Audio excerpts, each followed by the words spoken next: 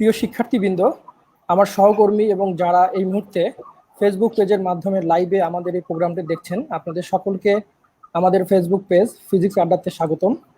আপনারা ইতিমধ্যে অবগত হয়েছেন যে আমরা আমাদের ফেসবুক পেজের মাধ্যমে বিভিন্ন ধরনের ওয়েবিনার এবং সেমিনারের আয়োজন করে যাচ্ছি।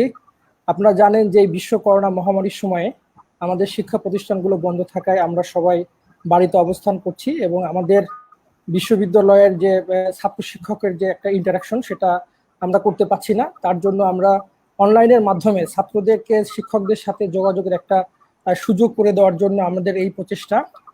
তো আজকে আমাদের মাঝে আমাদের ওয়েবিনার নিয়ে আমাদের মাঝে থাকবেন ভারতের ইউনিভার্সিটি অফ কলকাতার প্রখ্যাত astrophysicist doctor Gautam Gangopadhyay sir. স্যারকে আমাদের অনুষ্ঠানে স্বাগতম। স্যার, আপনাকে আমাদের ওয়েবিনারে স্বাগতম এবং শুভ সকাল স্যার। শুভ সকাল। আমরা জানি স্যার আপনি অনেক ব্যস্ত এবং গতকালকেও আপনি একটা ওয়েবিনার করেছেন এই জ্যোতির পদার্থ বিজ্ঞানের উপরে। তো আপনাকে পেয়ে স্যার আমরা সবাই আনন্দিত। তো আজকে আমি আমাদের ওয়েবিনারটা 3টে ভাগে স্যার আমরা বিভক্ত করেছি। প্রথমেই স্যার আমি আপনাকে আমাদের স্টুডেন্ট এবং আমাদের সহকর্মী এবং যারা দেখছেন ফেসবুকের মাধ্যমে তাদের সাথে আপনাকে পরিচয় করিয়ে দেব এবং তারপরে আপনি আপনার বক্তব্য, আজকের যে সেমিনারের যে মূল বক্তব্য সেটা পেশ করবেন এবং লাস্টে স্যার আমরা একটা সময় রাখবো যেখানে যে কেউ চাইলে আমাদের ডিসকাশনে অংশগ্রহণ করতে পারে এবং কোশ্চিন করতে পারবে এবং পাশাপাশি যে কেউ ফেসবুক পেজে কমেন্টের মাধ্যমে কোশ্চিন করতে পারবে। স্যার, আপনি অনুমতি দিলে আমি স্যার শুরু করতে পারি? নিশ্চয়ই, শুরু করুন। আপনারা অলরেডি এর মধ্যে অবগত হয়েছেন যে আজকে আমাদের যে সেমিনারটি তার টাইটেলটা হলো Meghnad Saha, a journey to stars.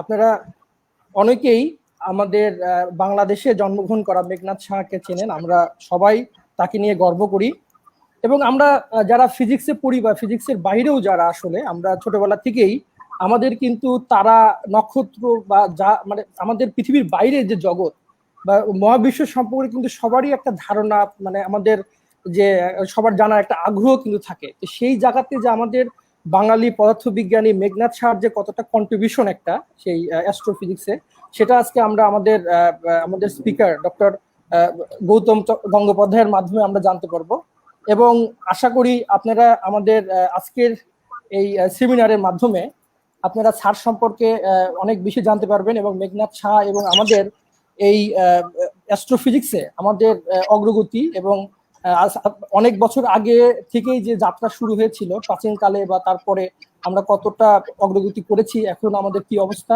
সবকিছু আমরা স্যারের মাধ্যমে জানতে পারবো। আমরা একটু এবার দেখে নিই আমাদের আজকের যে স্পিকার ডক্টর গৌতম গঙ্গোপাধ্যায়ের সম্পর্কে।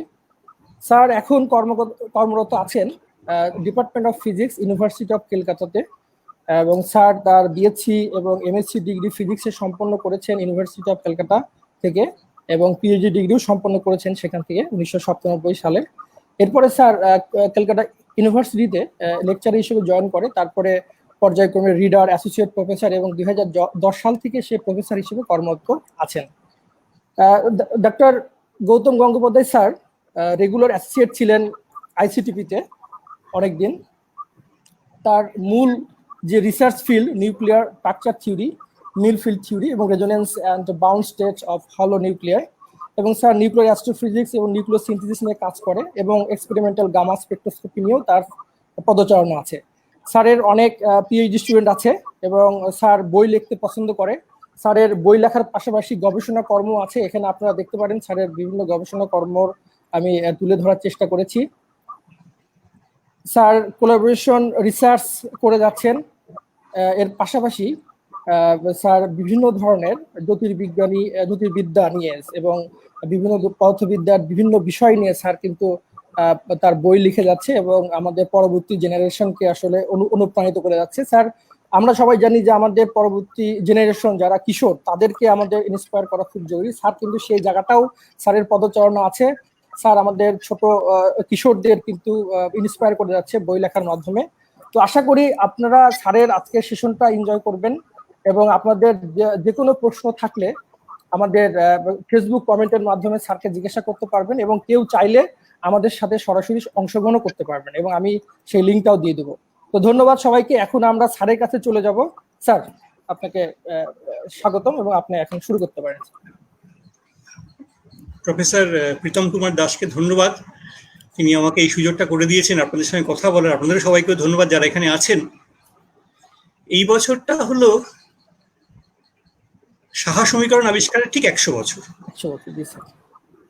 তা আমি সেই জন্য আমি এই বিষয়টাকে বেছেছি, মেঘনাদ সাহার অভিযান নক্ষত্র লোকে, এটাকে বাংলা করে বলা যেতে পারে। তা প্রথমে কিছুক্ষণ আমরা দেখি যে সাহার জীবনটা নিয়ে আমরা একটুখানি শুনে নিই, তারপর আমরা সাহা সমীকরণ এবং তার যে গুরুত্ব সেটা নিয়ে আমরা আলোচনা করব। সাহার সমস্ত বিজ্ঞান নিয়ে আলোচনা করা সম্ভব নয় এই 1 ঘন্টার মধ্যে, কিন্তু অন্তত সায়েন্স যে সাহা সমীকরণ, যেটা সাহা আয়নন সমীকরণ, তার গুরুত্ব সেটা কেমন ভাবে এসেছিল এবং তার এই মুহূর্তে গুরুত্ব কি সেটা আমরা দেখার চেষ্টা করব। আমি স্ক্রিনটা শেয়ার করার চেষ্টা করছি।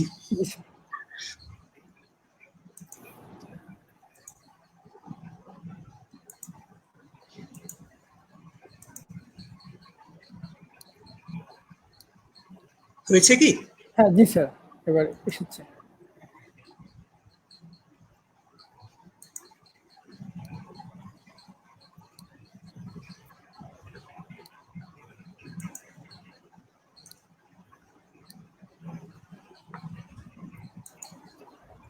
দেখতে পাচ্ছি না স্ক্রিনটা।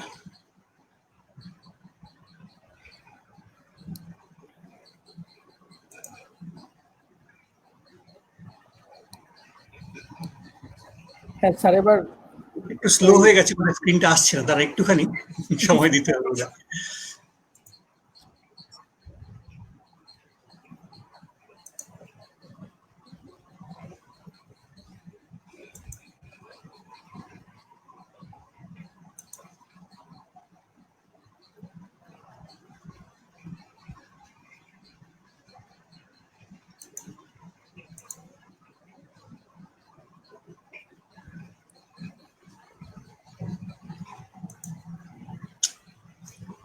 স্ক্রিনটা কি দেখা যাচ্ছে? আমি দেখতে পাচ্ছি না আসলে। স্যার এখনো আসেনি, দেখছি স্যার, যদি আসে আপনাকে ব্ল্যাক হয়ে আছে।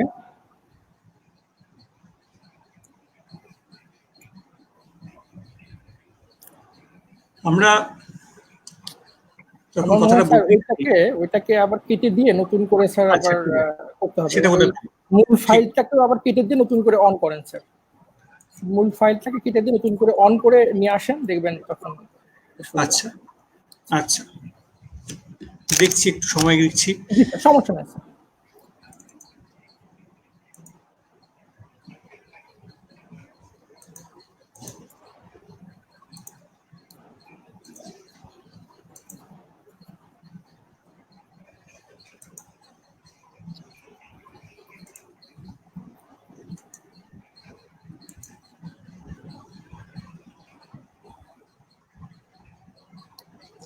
আসছে কি স্যার? দেখছি, হ্যাঁ এবার আসছে স্যার। এবার স্লাইড শোটা অন করেন, দেখেন।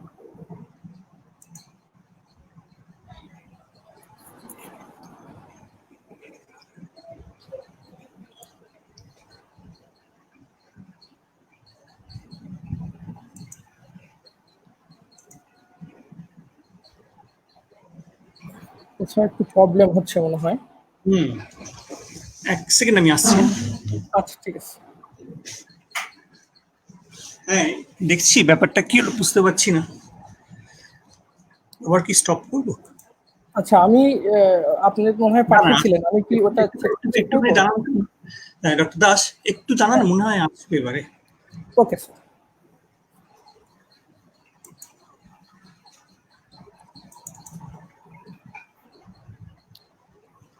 পাচ্ছেন কি দেখতে? আসছে, কিন্তু স্যার যে আপনার ফুল স্ক্রিনটা এখনো হয়নি। ফুল স্ক্রিন আমি করিনি। ও আচ্ছা ঠিক আছে, দেখি ফুল স্ক্রিন করে দেখি এবারে। জি স্যার।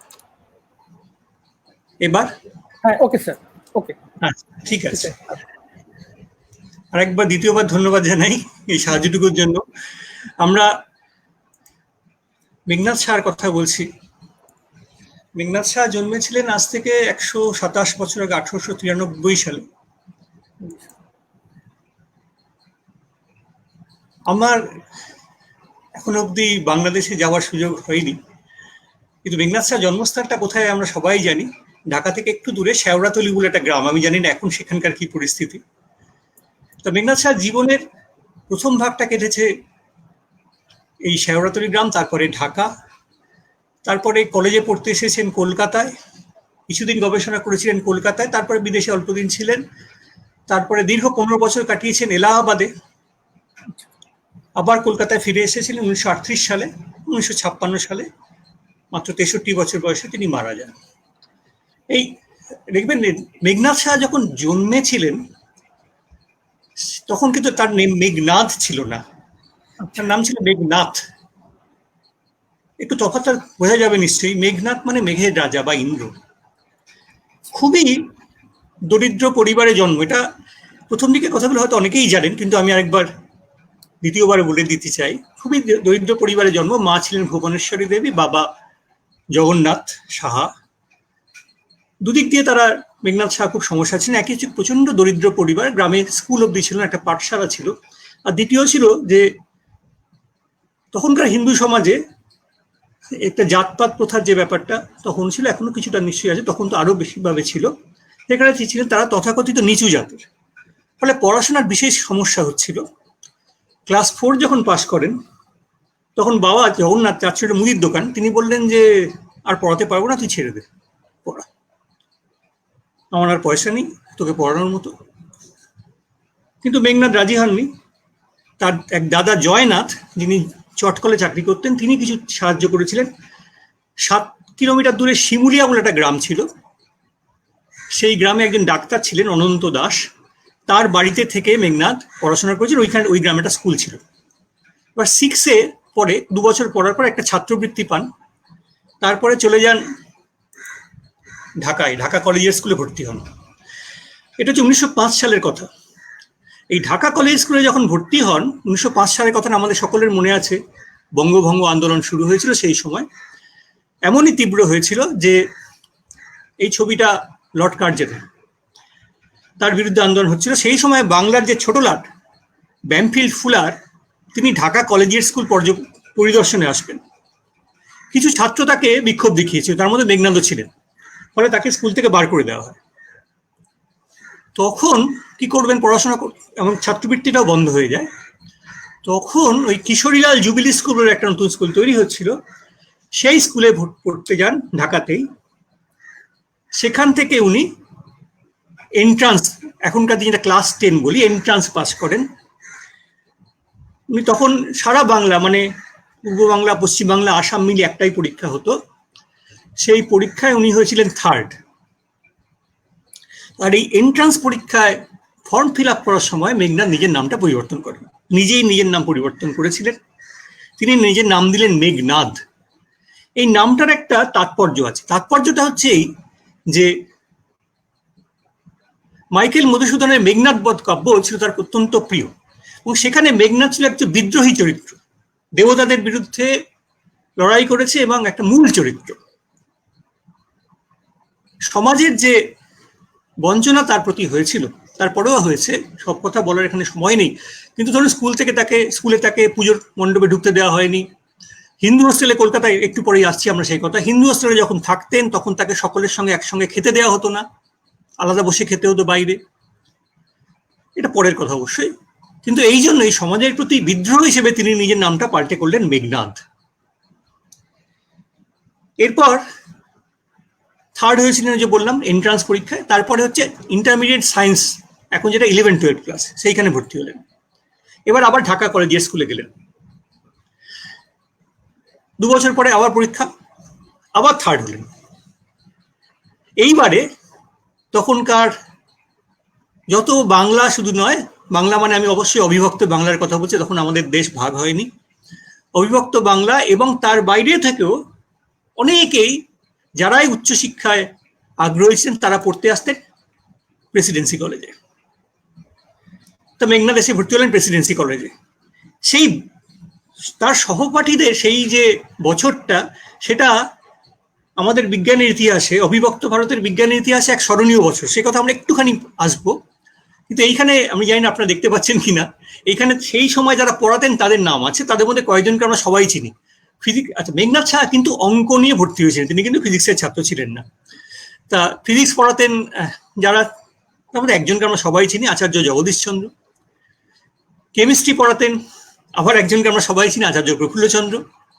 এর বাইরে যারা অঙ্ক পড়াতেন তাদেরকে নিয়ে এখন আলোচনা করার আমাদের সময় নেই, কিন্তু তাদের মধ্যে বেশ কয়েকজন খুবই পরিচিত সেই সময়, এখন আমরা তাকে চিনি, তাদের চিনি।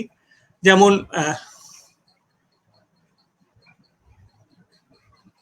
হেমচন্দ্র সেনগুপ্ত, করুণাময় খাস্তগীর, এরা, তারপরে সি কালিস, তখন তো দেবেন্দ্রনাথ মল্লিকের কথা পরে আসবে, এরা অনেকেই তখন ছিলেন।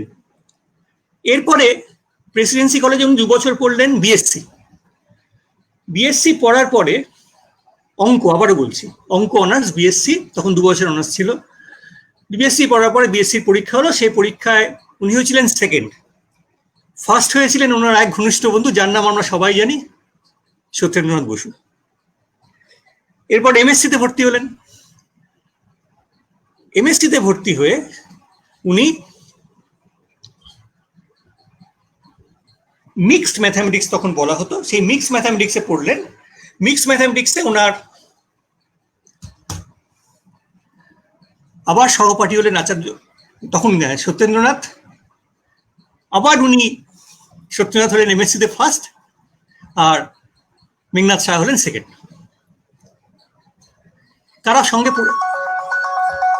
কারা সেই সঙ্গে পড়েছিলেন? এই একটা বিখ্যাত ছবি আছে, এখানে 9 জনকে দেখা যাচ্ছে, এদের মধ্যে 8 জন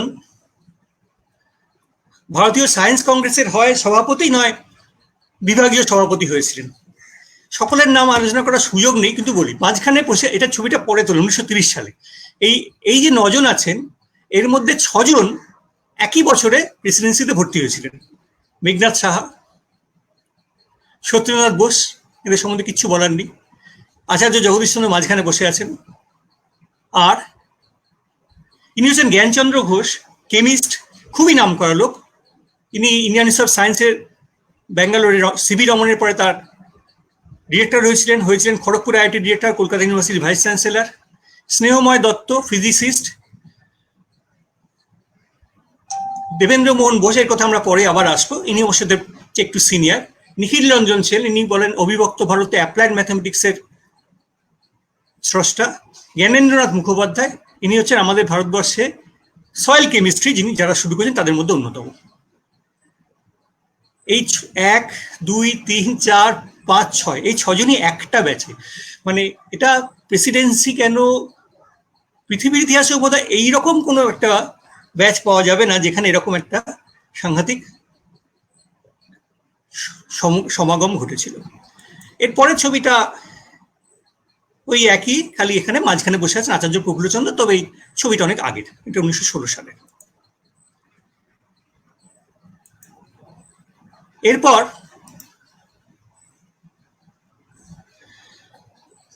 পাশ করলেন 1915, কিন্তু তখন কি করবেন?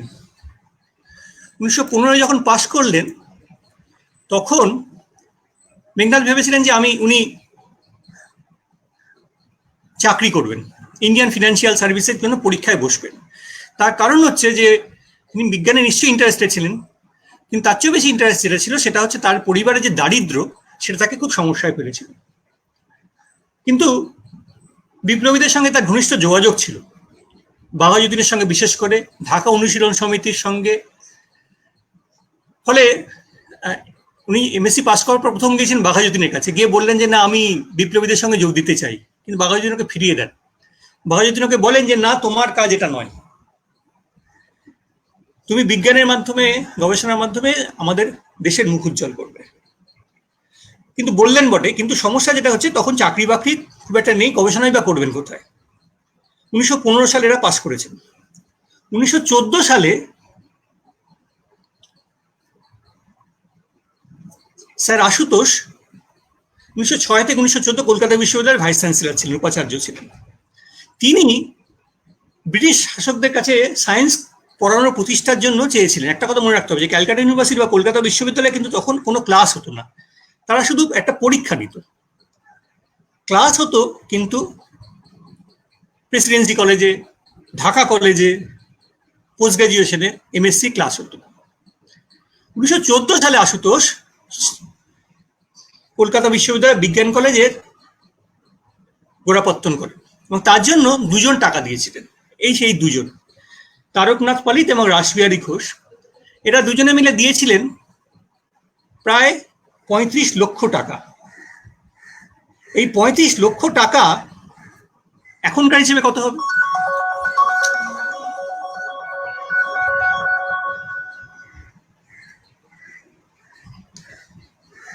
এই 35 লক্ষ টাকা এখনকার হিসেবে হবে প্রায়, মানে কি করে হিসাব করে জানেন তো? সেই সময় একটা 1 টাকার কয়েন বেরিয়েছিল। সেই 1 টাকার কয়েনে 1912 সালে সেই 1 টাকার কয়েনে এক রূপো যা ছিল তার 11 গ্রাম রূপো ছিল, 11.67 গ্রাম। সেই রূপোর দাম হিসেব করলে এখন সেটার দাম হবে, এখন সেই টাকাটা হবে মোটামুটি ভারতীয় মুদ্রায় 180 কোটি টাকা, মানে ধরুন $2 কোটি কিছু বেশি। এই পরিমাণ টাকাটা তারা দিয়েছিলেন এবং এই দিয়েই ভারতবর্ষে বিজ্ঞান চর্চার সূত্রপাত হলো। প্রথম যাকে নিয়োগ করলেন আশুতোষ, তিনি হচ্ছেন সিভি রমন। আর দ্বিতীয় যাকে নিয়োগ করেছিলেন ফিজিক্সে পড়ানোর জন্য, প্রথম ফিজিক্স পড়ানোর জন্য, কেমিস্ট্রি পড়ানোর জন্য আচার্য প্রফুল্লচন্দ্র করেছিলেন। দ্বিতীয় যাকে নিয়োগ করেছিলেন তিনি হচ্ছেন ডিএম বোস, দেবেন্দ্র মোহন বোস, যাকে একটু আগে আমরা দেখেছি। কিন্তু সিভি রমন সরকারি চাকরি করতেন, চাকরি ছেড়ে তাড়াতাড়ি আসতে পারেননি। দেবেন্দ্র মোহন বোস জার্মানিতে গেছিলেন উচ্চশিক্ষার জন্য 1914 সালে। যাওয়ার পরে প্রথম বিশ্বযুদ্ধ শুরু হয় এবং দেবেন্দ্র মোহন বোস আটকে যান। ফলে ওনাকে পাওয়া যাচ্ছে না। তখন স্যার আশুতোষ সবে যারা পাস করেছে এমন 3 জনকে ডেকে পাঠালেন। একজনের ছবি এখানে দিতে পারেন খুব দুর্ভাগ্যক্রমভাবে, তিনি শৈলেন্দ্রনাথ ঘোষ। তিনি সে বছর ফিজিক্সে ফার্স্ট হয়েছিলেন, আর ম্যাথামেটিক্সে ফার্স্ট হয়েছিলেন ওই যে বললাম মিক্সড ম্যাথামেটিক্সে, প্রথম সত্যেন্দ্রনাথ বোস, দ্বিতীয় মেঘনাথ সাহা। এদের 2 জনকে ডেকে স্যার আশুতোষ বললেন যে তোমাদের ফিজিক্স পড়াতে হবে। সূর্যনাথ ঘোষ থাকতে পারেন, তার কারণ হচ্ছে সূর্যনাথ ঘোষ তার বিপ্লবীদের সঙ্গে ঘনিষ্ঠ যোগাযোগ ছিল। তার কিছুদিন পরেই তার আন্দামানে যাওয়ার, তাকে আন্দামানে পাঠানোর অর্ডার আসে। তিনি তখন জাহাজে খালাসি সেজে কানাডা পাঠিয়ে গিয়েছিলেন। অনেকদিন পরে ফিরে এসেছেন 1936 সালের পরে এবং বাংলাদেশেই একটা কলেজে পড়তেন। এরপর মানে পূর্ব বাংলায়, এখনকার বাংলাদেশ। এই হচ্ছে তখনকার সায়েন্স কলেজ। বিল্ডিংটা এখন এরকমই আছে, খালি উপরে একটা তলা উঠেছে। আর এইটা হচ্ছে আমার ডিপার্টমেন্ট, যেখানে আমি এখন পড়াই সৌভাগ্যক্রমে। এটা দোতলা। এইখানে এই কোনটা যেখানে দেখা যাচ্ছে না, এইখানে যে দরজাটা, এর পাশে ছিল মেঘনাথ সাহার ল্যাবরেটরি। 1918 সালে বিয়ে হয় রাধারানী দেবী। একটা পুরনো ছবি। বড় ছেলে অজিত, তিনি পরে শাহ ইনস্টিটিউট অফ নিউক্লিয়ার ফিজিক্সের ডিরেক্টর হয়েছেন। রঞ্জিত, চিত্রা মেয়ে। এই সময় শাহ সমীকরণ প্রতিষ্ঠা করেছিলেন, কিন্তু সেই কথা আমরা পরে আসছি। বিদেশে যান অল্প দিনের জন্য, তারপর 1920 সাল নাগাদ 1921 সালে উনি আবার দেশে ফিরে এসে কলকাতা বিশ্ববিদ্যালয়ে এবারে অধ্যাপক হিসেবে জয়েন করেন। এর আগে ছিলেন উনি যখন আশুতোষ যখন এদের পড়াতে ডেকেছিলেন তখন এরা ছিলেন গবেষক, ক্লাস নিতেন কিন্তু পার্মানেন্ট চাকরি ছিল না। 1921 সালে ফিরে আসেন, ফিরে এসে কলকাতা বিশ্ববিদ্যালয়ের অধ্যাপক হিসেবে যোগ দেন, কিন্তু বেশি দিন থাকেননি, গবেষণার সুযোগ পাচ্ছিলেন না বলে উনি চলে যান। এবং চলে যান হচ্ছে এলাহাবাদে। এলাহাবাদ বিশ্ববিদ্যালয় তখন সবে তৈরি হচ্ছে, সেখানেই উনি প্রথম ফিজিক্স ডিপার্টমেন্ট তৈরি করেছিলেন এবং সেইখানে উনি 15 বছর ছিলেন। সেই থাকার সময় উনি রয়্যাল সোসাইটির ফেলো হয়েছেন 1928 সালে। কিন্তু যে কাজের জন্য মেঘনাথ সাহা এলাহাবাদে গিয়েছেন সেটা কোনোভাবেই সফল হয়নি, সে কথা আমরা পরে সংক্ষেপে আলোচনা করব। 1938 সালে আবার কলকাতা বিশ্ববিদ্যালয়ে ফিরে আসেন। কলকাতা বিশ্ববিদ্যালয়ে এই যে 2 জনের ছবি দেখলাম, তারকনাথ পালিত এবং রাসবিহারী ঘোষ, এদের 2 জনের নামে আমাদের বিভাগে 2টি অধ্যাপক পদ আছে। তার মধ্যে তারকনাথ পালিত অধ্যাপক ছিলেন সিভি রমন, তারপরে হয়েছিলেন ডিএম বোস। ডিএম বোস যখন ছেড়ে দেন, ডিএম বোস ছিলেন জগদীশ চন্দ্র বোসের ভাগ্নে।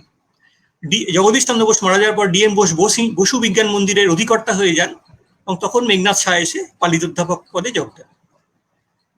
সেইখানে উনি, আমরা একটা কথা একটুখানি দেখেন এই প্রসঙ্গে। 1930 সালের কথা এটা।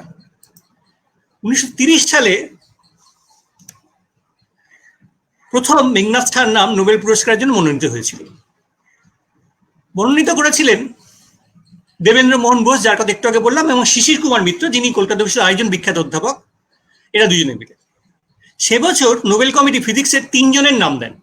একজন রবার্ট উড, একজন মেঘনাদ সাহা, একজন সিভি রমন। সেই বছর রমনের নামে 9 জন নমিনেশন দিয়েছিলেন আর মেঘনাদ সাহা নামে 2 জন, এবং এই 9 জনের মধ্যে 6 জন ছিলেন নোবেল বিজয়ী: নিলস বোর, লুইদি ব্রয়লি, রাদারফোর্ড, উইলসন, পেরা এবং স্টার্ক। এই শর্ট লিস্ট করার পর একটা কমিটি হয়েছিল। সেই কমিটি যা দিয়েছিল, কমিটি যা সিদ্ধান্ত নেয়, তাতে বলেছিল সাহার কাজটাকে বলা হয়েছিল যে খুব ভালো, কিন্তু ঠিক আবিষ্কার নয়, সেই জন্য সাহাকে করা হয়নি। সে বছর নোবেল যে রবেন পাবেন সে নিয়ে খুব একটা সন্দেহ ছিল না, সত্যি কথা বলতে। 6 জন নোবেল বিজয়ী তার নাম রেকমেন্ড করেছে। তো যাই হোক, 1937 সালে 40 সালে আবার হয়েছিল, একজন নোবেল বিজয়ীও তার নাম রেকমেন্ড করেছিলেন, কিন্তু আর কখনো হয়নি। সত্যি কথা বলতে কি, অ্যাস্ট্রোফিজিক্স, জ্যোতির্পদার্থবিদ্যায় প্রথম নোবেল পুরস্কার এসেছে 1983 সালে, অনেক অনেক বছর পরে, এবং সেটা পেয়েছিলেন সুব্রমণিয়াম চন্দ্রশেখর, আরেকজন আমাদের দেশের লোক, যিনি কাজটা করেছেন সত্যি কথা বলতে কি ভারতে, কিন্তু তারপরে প্রায় খুব অল্প বয়সে বিদেশ চলে যান। এবং চন্দ্রশেখরের আরেকটা ছোট্ট পরিচয় আছে, তিনি সিভি রমনের ভাইপো। মেঘনাদ সাহা অনেক ছাত্র তৈরি করেছিলেন, সেই প্রসঙ্গে আমরা যাচ্ছি না, কিন্তু তার ছাত্ররা আমাদের ভারতের ইউনিভার্সিটি গ্র্যান্টস কমিশনের চেয়ারম্যান হয়েছিলেন। তার ছাত্র আত্মারাম সিএসআইআর এর, আমাদের যে council of scientific and industrial research, তার ডিরেক্টর হয়েছিলেন। ইনস্টিটিউট অফ নিউক্লিয়ার ফিজিক্সের ডিরেক্টর হয়েছিলেন বাসন্তী দুলাল নাগ চৌধুরী। দিল্লি বিশ্ববিদ্যালয়ে পদার্থবিদ্যা পড়ানো শুরু করেছিলেন। এরকম অনেক অনেক কাজ করেছিলেন। তাছাড়া মেঘনাদ সাহা ভারতবর্ষে যখন রমন যেখানে কাজ করে নোবেল পুরস্কার পেয়েছেন, যদিও রমন কলকাতা বিশ্ববিদ্যালয়ের অধ্যাপক ছিলেন, কিন্তু তিনি একটা জায়গায় কাজ করতেন, senior association for cultivation of science. স্বাধীনতার পরে তার প্রথম অধিকর্তা হয়েছিলেন মেঘনাদ সাহা। তিনি সেখানে নতুন গবেষণাগার তৈরি করেছিলেন। তার উৎসাহে কলকাতায় তৈরি হয়েছিল central glass and ceramic research institute. Meghnad Saha স্বাধীনতা আন্দোলনের সঙ্গে ঘনিষ্ঠভাবে যুক্ত ছিলেন। এই ছবিটি যদি দেখেন, তাহলে এটা হচ্ছে ভারত ছাড়ো আন্দোলনের ঠিক পরে পরে, এই ঠিক পিছনে এইখানটা হচ্ছে আমার ডিপার্টমেন্ট। ঠিক আমার ডিপার্টমেন্টের বাইরে মেঘনাদ সাহা জওহরলাল নেহেরুকে সম্বর্ধনা দিচ্ছেন, আর যিনি দাঁড়িয়ে আছেন, এর আজকে জন্মদিন, ইনি হচ্ছেন বিধানচন্দ্র রায়, পশ্চিমবঙ্গের পরবর্তীকালে মুখ্যমন্ত্রী। কিন্তু স্বাধীনতার পরে পরেই মেঘনাদ সাহার সঙ্গে কংগ্রেস যে দল, তার সম্পর্ক খারাপ হয়, এবং শেষ অব্দি 1951 সালে মেঘনাদ সাহা নির্দল হিসেবে আমাদের ভারতবর্ষের লোকসভায় দাঁড়িয়েছিলেন, জিতেও ছিলেন এই কোদাল বেলচা চিহ্ন নিয়ে। 5 বছর পরে দ্বিতীয় লোকসভার আগেই তার মৃত্যু হয়। এক বর্ণময় জীবন, যেটা বলতে যা বোঝায়, সারা জীবন সংগ্রাম এবং তার মধ্যে দিয়ে গেছেন। Meghnad Saha institute of nuclear ফিজিক্সে এশিয়ার প্রথম অ্যাক্সিলারেটর তৈরি করেছিলেন, নিউক্লিয়ার অ্যাক্সিলারেটর। এই বইগুলি মেঘনাদ সাহা সম্বন্ধে খুবই ভালো কিছু বই আমি যেগুলি পড়েছি। সাহা ইনস্টিটিউটের অধ্যাপক অত্রি মুখোপাধ্যায়ের লেখা অবিনাশ মেঘনাদ সাহা, এটি রবার্ট অ্যান্ডারসন, এই বইটি আমাকে রবার্ট অ্যান্ডারসন নিজে উপহার দিয়েছিলেন, নিউক্লিয়াস অ্যান্ড দ্য নেশন। এরকম আরো কিছু কিছু বই আছে। এই বইটি ছাত্রদের পক্ষে খুব ভালো, সাহা অ্যান্ড হিজ ফর্মুলা। এরকম অনেকগুলি বই আছে। এই প্রসঙ্গে একটুখানি নিজের কথাই বলে নিই। এই বইটি মেঘনাদ সাহার জীবনী, এবছর বাংলাদেশ খোয়াবনামা থেকে বেরিয়েছে, আপনার ইচ্ছে হলে। এটা ছোট্ট একটা বই, এটা জীবনী আছে, বিজ্ঞান খুব বেশি নেই। আর এই বইটি বেরিয়েছে পশ্চিমবঙ্গ বিজ্ঞান মঞ্চ থেকে, আমাদের এখানে, আমাদের দেশে। এখানে মেঘনাদ সাহার বিজ্ঞান, অনেকে অনেক কিছু লিখেছেন, আমি লিখেছিলাম মেঘনাদ সাহার বিজ্ঞান নিয়ে, বাংলায় লেখা, যদি কেউ পড়তে চান। এরপরে আমরা মেঘনাদ সাহার বিজ্ঞানের কথায় চলে যাই। আমরা সাহা সমীকরণের কথায় যাব, কিন্তু আমাদের নামটা ছিল হচ্ছে যে মেঘনাদ সাহা ও জ্যোতিষ্ক লোক এ অভিযান, নক্ষত্র লোকে অভিযান। তা সাহা সমীকরণের ছাড়াও মেঘনাদ সাহা একটা গুরুত্বপূর্ণ কাজ আছে, যেটা হচ্ছে বিকিরণের চাপ নির্ণয় করা। খুব ছোট্ট কথা বলে দিই যে আলোর একটা চাপ আছে। আলো যখন এসে পড়ে, তখন যদি একটা তলে এসে পড়ে, তখন আলোর একটা চাপ আছে। এইটা মেপেছিলেন প্রথম হচ্ছে আমাদের দেশে, শুধু নয় সারা পৃথিবীতেই প্রথম মেপেছিলেন কলকাতা বিশ্ববিদ্যালয়ে বসে মেঘনাদ সাহা। এই সেই যন্ত্র, ছবি, তার বিস্তৃত আর বিবরণে যাচ্ছি না, কিন্তু এটা এই যে প্রথম মেঘনাদ সাহা, এটা প্রথম কাজ, গবেষণার কাজ। এরপরে কিন্তু এটা হচ্ছে একটা, ধরুন একটা বড় এরকম একটা পর্দা মতো আছে, তার উপর কতটা চাপ পড়ে। মেঘনাদ সাহা এরপরে যে কাজটা করেছিলেন সেটা হচ্ছে যে ধরুন একটা ছোট্ট পরমাণু বা অণু আছে, তার উপর কি বিকিরণ চাপ দেয়? এটা হচ্ছে প্রশ্ন। যে পরমাণু বা অণু যে আছে তার উপরও কি বিকিরণের চাপ পড়ে?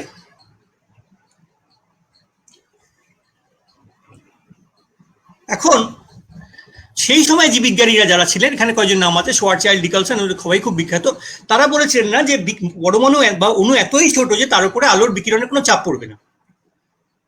মেঘনাথ স্যার দেখালেন যে তারা বলছেন যে কথা, সেটা তারা ধরে নিচ্ছেন যে ক্লাসিক্যাল ফিজিক্স, চিরায়ত পদার্থবিদ্যা। কালকেই এইখানেই এই Pabna institute of science and টেকনোলজিতেই এটা খুব সুন্দর বক্তৃতা হচ্ছিল, আমি শুনছিলাম কোয়ান্টাম বিদ্যার ইতিহাস নিয়ে। তো সেইখানে যে কথাটা, যে ফোটন, মেঘনাথ সাহা বললেন যে আলোকে আমরা যদি তরঙ্গ হিসেবে না ধরে কণিকা হিসেবে ধরি তাহলে কিন্তু ব্যাপারটা ওরকমভাবে হবে না। শোয়ারচাইল্ডরা যেটা করেছেন যে আলোটাকে ওরা তরঙ্গ হিসেবে ধরেছে, ওরা ধরছেন যে ইভানেসেন্ট, মানে প্রায় শূন্য, অ্যাটমের ওপরে তার চাপ। সাহা বললেন যে না, ফোটন যদি হয় তাহলে ফোটন একটা পরমাণুকে ধাক্কা মারতে পারে, তাহলে পরমাণুটা ছিটকে যাবে, এই হচ্ছে চাপ। তার মানে এবার ভাবুন মেঘনাথ সাহা যারা বলতে চাইছেন, ধরুন একটা আমাদের সূর্য, সূর্যের বাইরের দিকে যে পরমাণুগুলো আছে সেগুলোর ওপর যখন সূর্যের তলা থেকে আলোটা আসে, এই কথা আমরা আবার আসবো, তখন এই পরমাণুগুলো যখন ধাক্কা মারে এই ফোটনগুলো, তখন পরমাণুটা ছিটকে যেতে পারে। মেঘনাথ সাহা বললেন যে এই চাপের এই যে ধাক্কাটা, এই জন্যই সৌর যে কিরিট বলি আমরা, করোনা, সূর্যের বাইরে যে উজ্জ্বল একটা লেয়ার থাকে যেটাকে বলে কিরিট, যেখানে অনুপরমাণুগুলো অত্যন্ত তীব্র বেগে যায়। এই তীব্র বেগের কারণটা কি? মেঘনাথ সাহা বলছেন ওই আলোর ধাক্কা। ধূমকেতু যখন দেখি, ধূমকেতু দেখবেন যে তার যে লেজটা সেটা সূর্যের থেকে উল্টো দিকে থাকে। কেন থাকে? ওই মেঘনাথ সাহা বলছেন আলোর ধাক্কা, ওই সূর্যের আলো এসে ওই ধূমকেতু লেজে যে পরমাণুগুলো আছে সেগুলোকে ধাক্কা মারছে। আবার সূর্যের থেকে এই সৌর প্রজ্বালগুলো হঠাৎ করে কিছুটা গ্যাস খুব তীব্র বেগে বেরিয়ে যায়। কেন যায়? মেঘনাথ সাহা বলছেন আলোর ধাক্কা।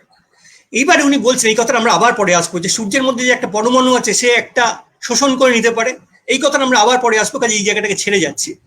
এইবারে মেঘনাথ সাহা যখন এটা বললেন, তারপর দেখা গেল যে হ্যাঁ, লোকজন আস্তে আস্তে মানতে শুরু করলো, এবং আর্থার এডিংটন, যিনি সেই সময়কার সবচেয়ে বড় জ্যোতির পদার্থবিদ, তার পরের বইটায় তিনি লিখলেন যে হ্যাঁ, সাহা যেটা বলেছেন ঠিক বলেছেন। এইখানে একটু মানে সমস্যা হয়ে গেছে সাহা, সেটা ভারতবর্ষে কাজ করার জন্য অর্থ বিশেষ ছিল না। মেঘনাথ সাহা তখন মাইনে পেতেন ভারতীয় মুদ্রায় 225 টাকা। আর এই প্রথম একটা গবেষণাপত্র ছাপানোর পরে মেঘনাথ সাহা আরেকবার পাঠান, এটা হচ্ছে অ্যাস্ট্রোফিজিক্যাল জার্নালে, কিন্তু সেখানে ওরা বললেন যে না, ওইটা লেখাটা ভীষণ বড়, সেই জন্য তোমাদের টাকা দিতে হবে প্রায় $2000 মতো, না $1500 মতো। তা কত যেন, 1500 বোধ হয়, না মোর দেন $1000।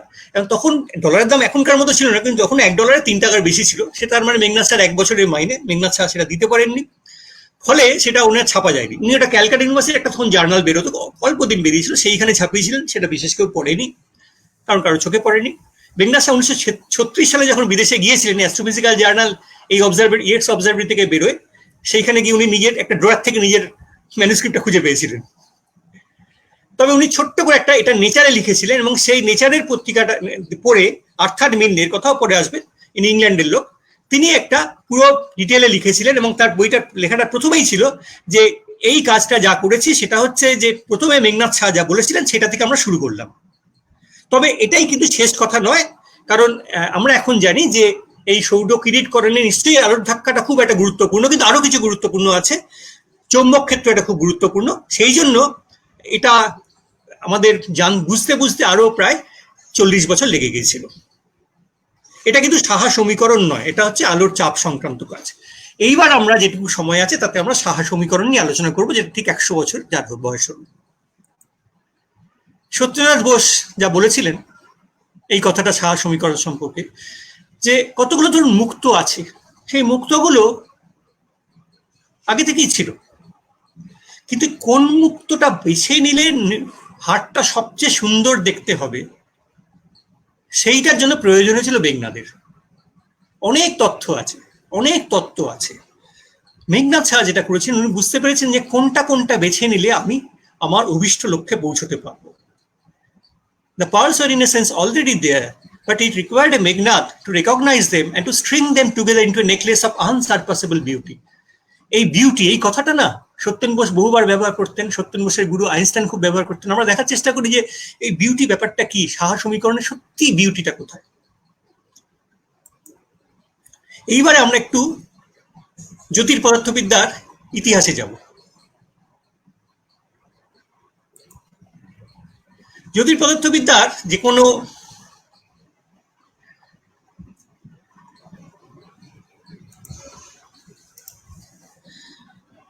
শুরু হলে, জ্যোতির্পদার্থবিদ্যার যে কোনো এতে শুরু হলে আমরা একটা, অনেকেই, আমি খুব খুব পছন্দ করি এই কোটেশনটা দিয়ে। এই কোটেশনটা বলেছিলেন এক খুব বিখ্যাত দার্শনিক অগুস্ত কোঁত। কোঁত বোঝাতে চাইছিলেন যে আমাদের জ্ঞানের একটা সীমা আছে এবং সেটা হয়তো সত্যি, কিন্তু দুর্ভাগ্যক্রমে কোঁত একটা খুব বাজে উদাহরণ বেঁচেছিলেন। এটা হচ্ছে 1835 সালের কথা। কোঁত বলেছিলেন যে 1835 সালে যে এই গ্রহ নক্ষত্র কি দিয়ে তৈরি তা আমরা কোনোদিনই জানতে পারবো না। দেখা গেল তার মাত্র 20 বছরের মধ্যে এটা আমরা জানতে পেরে গেলাম। কি করে জানলাম? এই ছবিটা আমরা অনেকেই দেখেছি স্কুলে পড়ার সময়। এটাকে বলে ফ্রনহোফার বর্ণালী। এটা হচ্ছে সূর্যের ফ্রনহোফার বর্ণালী, যে 7 রং হয় না, বেনিয়া সহকলা, এটা হচ্ছে সেইটা। বেগুনি থেকে লালের দিকে গেছে। এইটা হচ্ছে সৌর বর্ণালী, যেটা নিউটনও দেখেছিলেন। এর উপরে যে কালো কালো দাগগুলো, এইগুলো কেন আসে? কার্শফ বলে একজন জার্মান বিজ্ঞানী ছিলেন। কার্শফ দেখালেন যে যে সমস্ত পরমাণুর পরমাণুর কথা তখন আসে, প্রত্যেকটা মৌলকে উত্তপ্ত করলে একটা নির্দিষ্ট কম্পাঙ্কের বা তরঙ্গ দৈর্ঘ্যের আলো বেরোয়। মানে শুধু লাল বললে হবে না, আরো খুব লালেরও একটা নির্দিষ্ট কম্পাঙ্কের মধ্যে আলো বেরোয়। আবার যদি ওই পরমাণুটা ঠান্ডা অবস্থায় শোষণ করে, তাহলে দেখা যাচ্ছে ঠিক ওই কম্পাঙ্কের আলোকেই শোষণ করে। এই কালো কালো দাগগুলো তাহলে কিভাবে এলো, এবার আমরা দেখার চেষ্টা করি। এই দুটো লাইন একটু দেখে রাখুন, কে আর এইচ এখানে কোথায় আছে মনে রাখতে হবে না, কিন্তু এই দুটো লাইন কে আর এইচ, এই দুটো রেখা, এটা মেঘনাথ সাহা সমীকরণে সাংঘাতিক গুরুত্বপূর্ণ। তাহলে এখন এই লাইনগুলো কেন এলো? এই যে ধরুন সূর্য, পুরো সূর্য বা যে কোনো তারা, এই পুরোটা তো একটা এ নয়,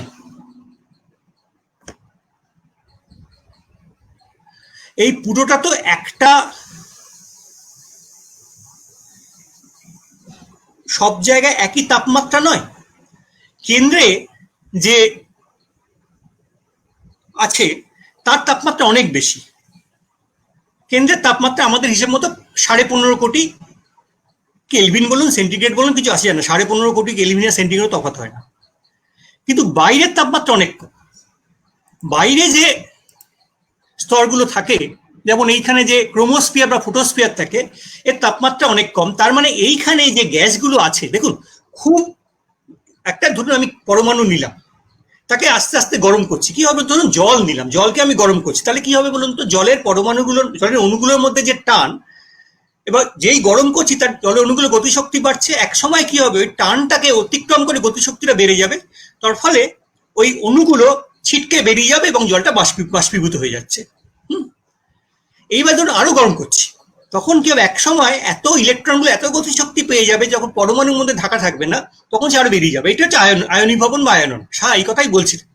এবার ভাবুন, সূর্যের কেন্দ্রের তাপমাত্রা এত বেশি, 15 কোটি ডিগ্রি সেন্টিগ্রেড বা 15 কোটি কেলভিন, সেখানে সমস্ত ইলেকট্রনই পরমাণু থেকে বেরিয়ে গেছে। কিন্তু বাইরের দিকে এইখানে তাপমাত্রা অনেক কম। এইখানে তাপমাত্রা হচ্ছে সূর্যের যে উপরিতলের তাপমাত্রা, আমরা বলি মোটামুটি 5700 কেলভিন মতো। এইখানে কিন্তু, এইখানে সাহা সমীকরণ আসবে পরে আমরা, কিন্তু এইখানে থাকতে পারে পরমাণু বা অণু, মধ্যে ইলেকট্রন থাকতে পারে, আয়নিত হবে এরকম কোনো কথা বলা যায় না। সেটা সাহা করবেন কতটা আয়নিত হবে। তাহলে এবার ভাবুন যে যদি ধরুন বাইরে আমার একটা গ্যাস আছে, ধরুন হাইড্রোজেন, এইবারে যখন ভেতর থেকে আলো আসছে, যেই হাইড্রোজেনে পড়লো, এবার যে কারচফের তত্ত্ব অনুযায়ী ঠান্ডা হাইড্রোজেন তখন একটা নির্দিষ্ট কম্পাঙ্কের আলোকে শোষণ করবে। শোষণ করলে তখন আমার টেলিস্কোপে যখন আলো এসে পড়বে, ওই জায়গাটা অন্ধকার দেখা যাবে, কারণ ওই আলোটা শোষণ করে নিয়েছে। তার ফলে যেটা হবে সেটা হচ্ছে যে ওই জায়গায় কালো কালো রেখা দেখা যাবে। তো তাহলে ওই কালো কালো রেখাগুলো দেখে আমি বলতে পারবো যে ওখানে কি আছে। তাহলে কোচ যেটা বলেছিলেন সেটা ভুল প্রমাণিত হল কয়েক বছরের মধ্যেই। প্রায় 20 বছরের মধ্যে আমরা জানতে পেরেছিলাম সূর্য নক্ষত্র কি দিয়ে তৈরি। পুরোপুরি জানিনি, সেই গল্পটা আমাদের এতে আসবে, আজকের আলোচনায় আসবে। পুরোপুরি আমরা জানি না। কিন্তু তাহলে বোঝা যাচ্ছে তো ব্যাপারটা কি, যে এই ভেতর এখান থেকে আলো বেরোচ্ছে, এইখানে শোষণ হচ্ছে। ফলে আমরা আলোগুলো দেখতে, আমরা ওই লাইনগুলো দেখে, কালো কালো রেখাগুলো দেখে বুঝতে পারছি কি আছে। যেমন ওই যে এইচ আর কে রেখার কথা বললাম, ওর মানে হচ্ছে ক্যালসিয়ামের আয়ন আছে, মানে ক্যালসিয়াম প্লাস। ক্যালসিয়াম থেকে, ক্যালসিয়াম পরমাণু থেকে একটা ইলেকট্রন বেরিয়ে গিয়ে ক্যালসিয়াম প্লাস হয়। ওই এইচ আর কে লাইন হচ্ছে ক্যালসিয়াম প্লাসের চিহ্ন। এবারে ভেতরে না আমরা সূর্যের, সত্যি কথা বলতে তাপমাত্রা সম্বন্ধে এখন এই যে কথাগুলো বলছেন এগুলো সব এখনকার জানা, তখন আমরা জানতাম না। সূর্যের তাপমাত্রা কি দিয়ে তৈরি আমরা জানতাম না, সূর্যের ওখানে ভেতরে চাপ কত আমরা জানতাম না, সূর্য কি দিয়ে তৈরি তাও আমরা জানতাম না। এই সমস্ত আমাদের বলেছে সাহা সমীকরণ, সেই গল্পটাই আমি আজকে আপনাদের বলছি। দেখুন এবারে আর কি কি তখন জানা ছিল। আর যেটা জানা ছিল যে তারাগুলোকে আমরা কতগুলো ভাগে ভাগ করেছিলাম, আর একটা লেখচিত্র আছে এইচআর চিত্র বলে, হার্টস্প্রুং রাসেল ডায়াগ্রাম। এই হার্টস্প্রুং রাসেল ডায়াগ্রামে দেখা যায় যে ওই যে লাইনগুলো দেখতে পাচ্ছেন, এই যে এইখানে তারা, এইদিকে হচ্ছে ধরুন তাপমাত্রা, যদিও এটা আমরা মেঘনাথ সাহার ইকুয়েশন থেকেই পাবো, কিন্তু ধরুন আমরা জানি এখানে তাপমাত্রার, এদিকে আছে হচ্ছে কত উজ্জ্বল তারাটা। মানে আমি চোখে দেখি উজ্জ্বল না, কিন্তু দূরের তারা তো কম উজ্জ্বল দেখাবে তা নয়, এটা হচ্ছে যে প্রকৃত উজ্জ্বল্য কত। মানে আমরা বলি যে যদি এখান থেকে 32.6 আলোকবর্ষ দূরে কোনো তারা থাকে, তাহলে বা কোনো তারাকে যদি 32.6 আলোকবর্ষ দূর থেকে দেখি, তাহলে তার ঔজ্জ্বল্য কত, সেইটাকে আমরা বলি হচ্ছে প্রকৃত উজ্জ্বল্য, সেইটা এদিকে করেছি। তাহলে দেখুন সবগুলো তারা না মোটামুটি এর উপর রয়েছে, বলে মেন সিকোয়েন্স। এর মানে আমরা এখন জানি যে এই তারাগুলোর ভেতরে হাইড্রোজেন মিলিত হয়ে হিলিয়াম তৈরি হচ্ছে। এইখানটা হচ্ছে সূর্য। আর এইখানে দেখুন কতগুলো আছে O5b0। এই ব্যাপারটা কি, এইটা হচ্ছে হার্ভার্ড মান মন্দিরে কয়েকজন বিজ্ঞানী, পিকারিং এর নেতৃত্বে কয়েকজন মহিলা বিজ্ঞানী, তারা একটা ক্লাসিফিকেশন করেছিলেন। অ্যানি ক্যানন এর মধ্যে খুব বিখ্যাত। যে এই দিকে ধরুন ওই যে রেখাগুলোর কথা বলছিলাম না, কালো কালো রেখা, ওরা এবার এই রেখা দেখছেন। এই তারাগুলোকে বলে কতগুলো ক্লাসে ওরা ভাগ করছেন, OBAFGKM। ও তারা কাকে বলে না, ও এই দেখুন লাইনগুলো দেখে বোঝা যাচ্ছে এইটা হচ্ছে আয়নিত হিলিয়ামের রেখা, মানে হিলিয়াম প্লাস। হিলিয়াম যে গ্যাস, হিলিয়াম গ্যাসের গল্প কোনোদিন যদি সুযোগ আপনাদের বলবো। হিলিয়াম কিন্তু আবিষ্কার হয়েছিল আমাদের ভারতবর্ষ থেকে অনেকদিন আগে, 150 বছরেরও বেশি আগে, একটা সূর্যগ্রহণের সময়। কদিন একটা সূর্যগ্রহণ গেল, সেই রকম একটা সূর্যগ্রহণের সময়। যাই ওই যে তার মধ্যে কোনো দেশীয় লোক ছিলেন না, সবাই বিদেশি, কিন্তু আবিষ্কারটা হয়েছিল আমাদের দেশে। এই আয়নিত হিলিয়াম এই রেখাগুলো দেখো আস্তে আস্তে যখন ও থেকে বি এর দিকে যাচ্ছে কমে যাচ্ছে। এবারে এটা হচ্ছে নিউট্রাল হিলিয়াম, মানে হিলিয়াম পরমাণুর রেখা। হিলিয়াম এটা বেড়ে আবার কমে যাচ্ছে, আবার হাইড্রোজেনের রেখা বাড়ছে কমে যাচ্ছে, এরকম। আয়নিত ধাতু, একটা কথা যে অ্যাস্ট্রোফিজিক্সে আমরা হাইড্রোজেন আর হিলিয়াম ছাড়া সবাইকেই ধাতু বলি, এটা আমাদের বহুদিন ধরে চলে আসছে, কাজে কিছু করার নেই। মানে অক্সিজেনও অ্যাস্ট্রোফিজিক্সের হিসেবে ধাতু, এটা জাস্ট নাম আর কি, আর তো কিছু না। তা আয়নিত ধাতু বলে তার মধ্যে অক্সিজেনও পড়বে। তারপরে ধরুন অনায়নিত ধাতু, মানে নিরপেক্ষ ধাতু, ধাতুর পরমাণু, এইরকম।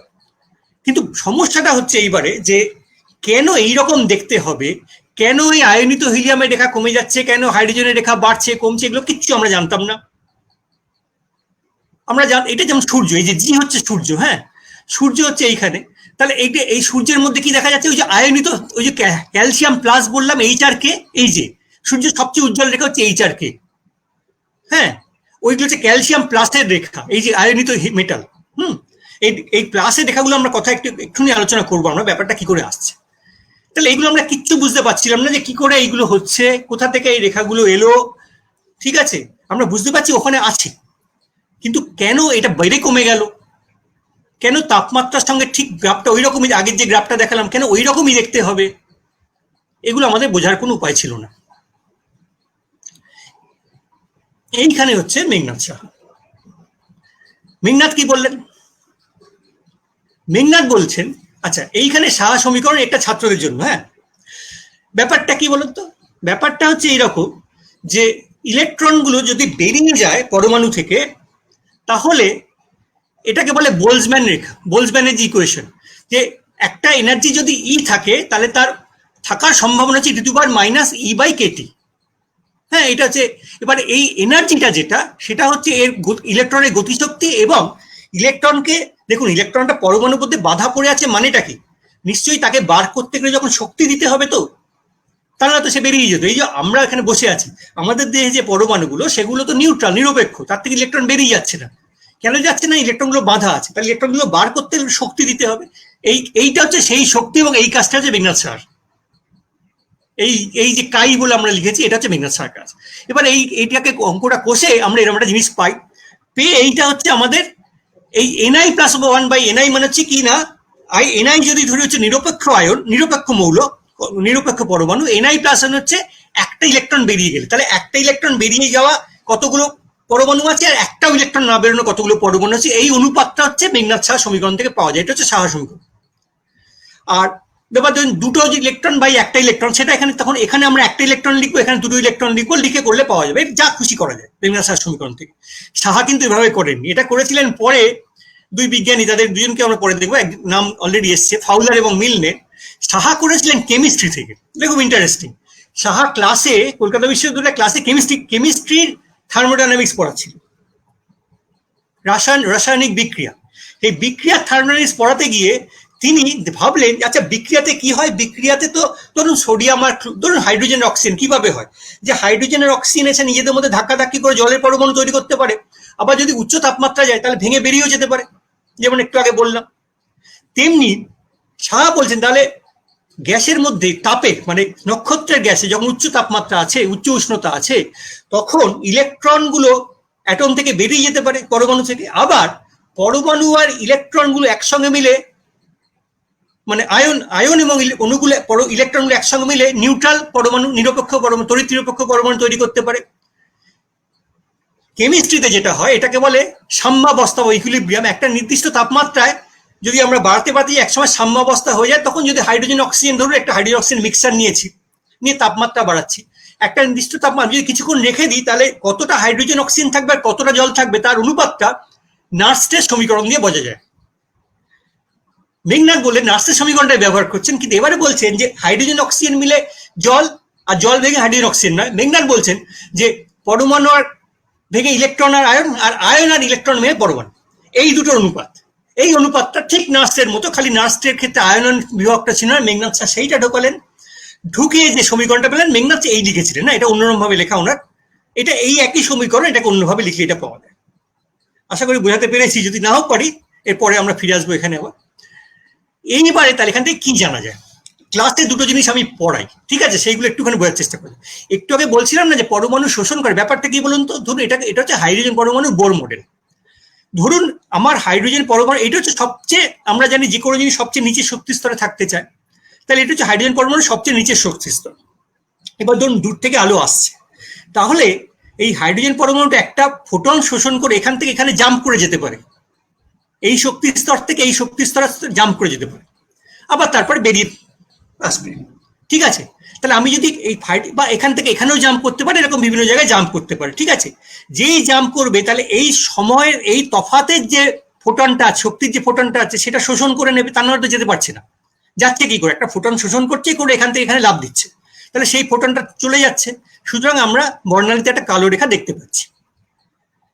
কিন্তু ফিজিক্সের ছাত্ররা জানো যে এই যে সিরিজটা, এটাকে বলে লাইম্যান সিরিজ, এইটা না অতিবেগুনিতে, এই যে এই তরঙ্গ, এটা হচ্ছে 10.6 ইলেকট্রন ভোল্ট, এইটা না 10.2 ইলেকট্রন ভোল্ট মতো, এইটা এই লেখাটা, এই ছবিটা আসে, এই আলোটা, এই ফোটনটা আসে অতিবেগুনিতে, এই ফোটনটা আসে অতিবেগুনিতে। তার ফলে আমাদের সমস্যা হচ্ছে দুটো, একটা হচ্ছে যে আমাদের যে আবহাওয়া মণ্ডল, বায়ুমণ্ডল, সে অতিবেগুনিকে শোষণ করে নেয়। আগে আরো ভালো দিত, এখন দূষণের জন্য কিছুটা খারাপ অবস্থা হয়েছে, কিন্তু প্রায় পুরোটাই শোষণ হয়ে যায়। আমাদের যে টেলিস্কোপের যে কাঁচ, সে অতিবেগুনি শোষণ করে, এবং সূর্যের যেহেতু তাপমাত্রা খুব একটা বেশি নয়, সূর্য খুব উজ্জ্বল নক্ষত্র নয়, ফলে তার অতিবেগুনি থেকে তার উজ্জ্বল কম, তার ফলে এই জিনিসটা না দেখা যায় না, ঠিক আছে। এবারে প্রশ্নটা হচ্ছে এইরকম যে সূর্য বা অন্য নক্ষত্র আমরা জানি, জিজ্ঞাসা করলেই সবাই বলবে যে মূলত হাইড্রোজেন আর হিলিয়াম দিয়ে তৈরি, অথচ একটু আগে আমরা যখন বর্ণালীগুলো দেখছিলাম তখন দেখছিলাম হাইড্রোজেন প্রায় নেই। সূর্যের ক্ষেত্রে হাইড্রোজেন লাইন খুব দুর্বল, কেন, এই কথা আমরা একটু পরে আবার আসবো। তার কারণ হচ্ছে যে হাইড্রোজেন যদি দেখতে হয় তাহলে এইখান থেকে এইখানে লাভ দিতে হবে, তবে আমি কালো দেখা দেখতে পাবো, তা না আমি হাইড্রোজেন বুঝতে পারবো না। কিন্তু এইখান থেকে এইখানে লাফ দিলে যে আলোটা এসে যে জায়গায় আলোটা দেখতে পাবো, যে জায়গায় কালো রেখাটা, সেটা আমি টেলিস্কোপে দেখতেই পাই না সূর্যের ক্ষেত্রে। তাহলে উপায় কি? উপায় হচ্ছে যেটা এইখান থেকে এইখানে যেতে পারে। তাহলে এটাকে বলে আমরা বামার সিরিজ। হ্যাঁ, বামার রেখা যদি দেখতে পাওয়া যায় তাহলে হবে। সমস্যাটা হলো এই যে এইটা তো উচ্চ উচ্চ শক্তি স্তরে আছে, ফলে আমাদের যে আমি যদি একটুখানি হাইড্রোজেন গ্যাস নিই আমার এইখানে ঘরে, তার মধ্যে কিন্তু হাইড্রোজেন পরমাণু এখানে থাকার সম্ভাবনা খুব কম।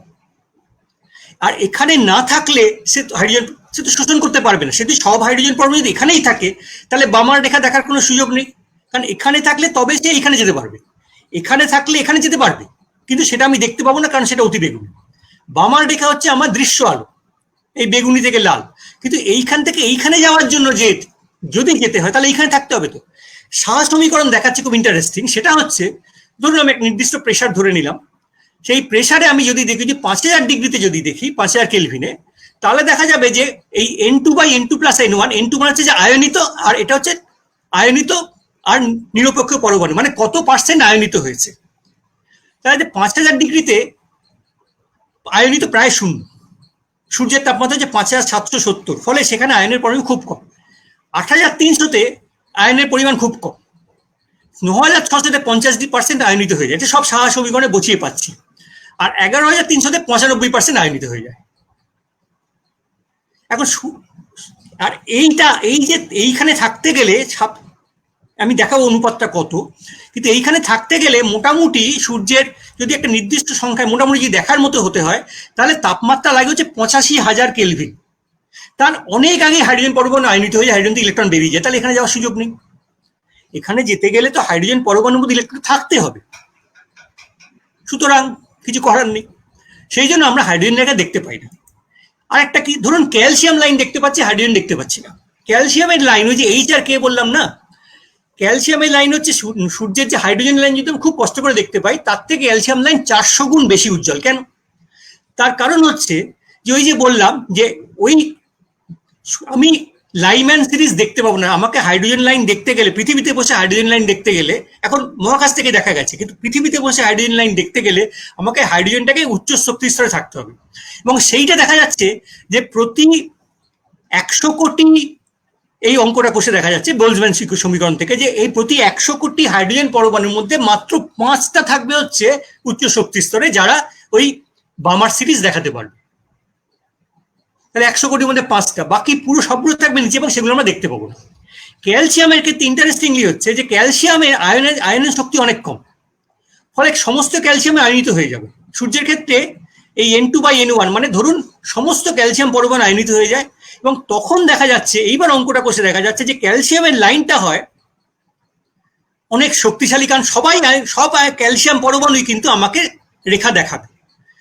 আমরা এখন জানি যে সূর্যে হাইড্রোজেন পরমাণুর সংখ্যা ক্যালসিয়াম পরমাণুর থেকে 5 লক্ষ গুণ বেশি, কিন্তু যেহেতু হাইড্রোজেন পরমাণু উচ্চ শক্তি স্তরে থাকে মাত্র 100 কোটিতে 5টা, ফলে যেটা হয় যে যদিও হাইড্রোজেনের সংখ্যা অনেক বেশি, কিন্তু সবাই নিচে বসে আছে, ওপরে নেই, ওপরে খুব কম আছে, ফলে তারাই একমাত্র আমাকে বামার রেখা দেখাতে পারবে। এবং সেই জন্য সূর্যের ক্ষেত্রে আমরা দেখতে পাই যে হাইড্রোজেনের রেখাটা ক্যালসিয়ামের থেকে 400 গুণ দুর্বল, যদিও সূর্যের হাইড্রোজেন পরমাণুর সংখ্যা 5 লক্ষ গুণ বেশি। এই দুটো আমি ক্লাসে পড়াই। এইবারে সাহা কিন্তু এসব ভাবতেন, জানতেন না, সত্যিই বলছি, কারণ সাহা সেই কথাটা আমরা পরে আসছি। এই যে বললাম না 5 লক্ষ গুণ বেশি, সেই কথাটা কোথা থেকে জানলাম? তাহলে সাহা কি করতে চাইছিলেন? সাহা যেটা করতে চাইছিলেন, আচ্ছা এইটা হচ্ছে সাহার প্রথম পেপার বোধহয়, আমার স্পেক্টরটা আসতে দেরি হচ্ছে। হ্যাঁ, এইটা না, এটা দ্বিতীয় পেপারটা। এইটা হচ্ছে সাহার প্রথম পেপারটা, যেটা উনি পাঠিয়েছিলেন, আর এইটা দ্বিতীয় পেপারটা।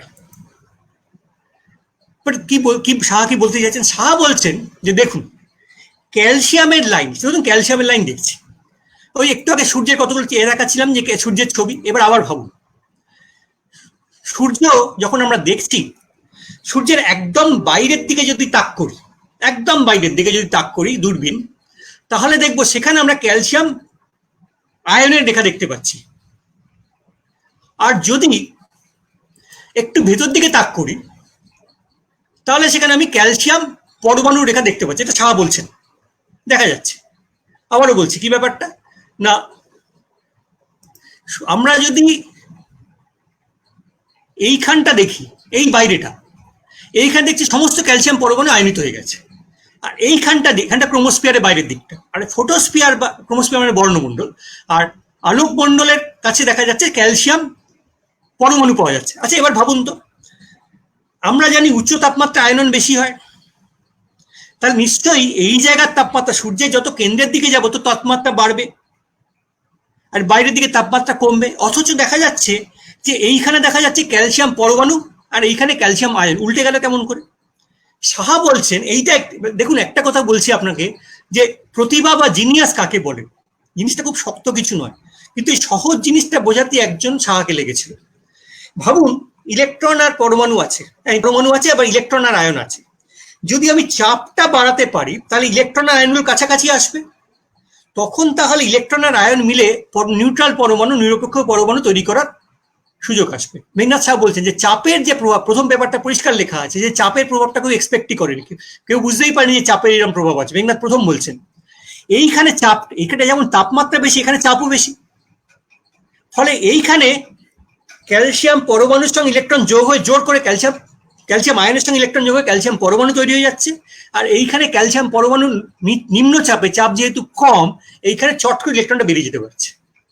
এটা সাহা সমীকরণে বসিয়ে পরিষ্কার সঙ্গে সঙ্গে দেখা গেল যে বাইরের দিকে উচ্চ তাপমাত্রায়, এই নিম্ন তাপমাত্রায় আয়নন বেশি হবে, নিচ দিকে কম হবে। এই দ্বিতীয় যেটা মেঘনাথ সাহা বললেন যে সূর্যের মধ্যে না কিছু কিছু মৌল পাওয়া যায়, বর্ণালীতে কিছু কিছু মৌল পাওয়া যাচ্ছে, যেমন রুবিডিয়াম, সিজিয়াম।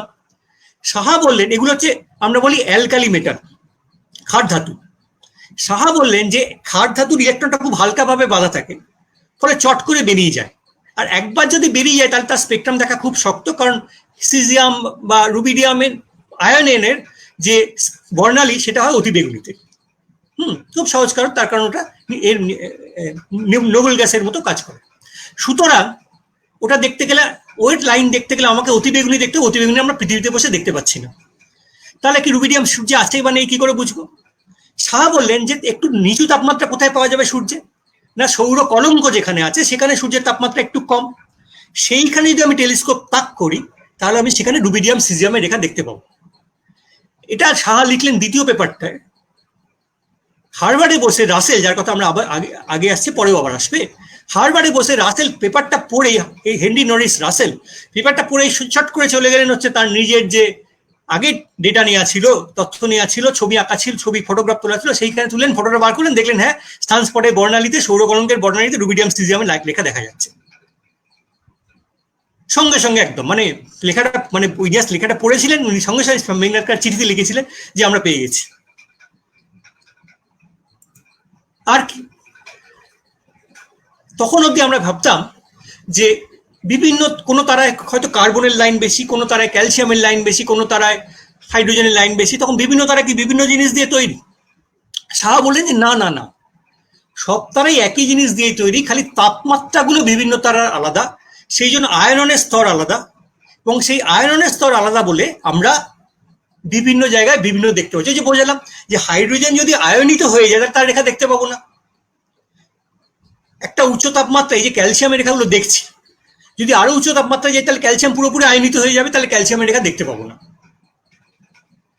তার মানে এই যে ক্যালসিয়ামের রেখা আছে কি নেই সেটা ওখানে ক্যালসিয়াম আছে তার উপর নির্ভর করে ঠিকই, কিন্তু আরো বেশি নির্ভর করে তাপমাত্রাটা কত তার উপর।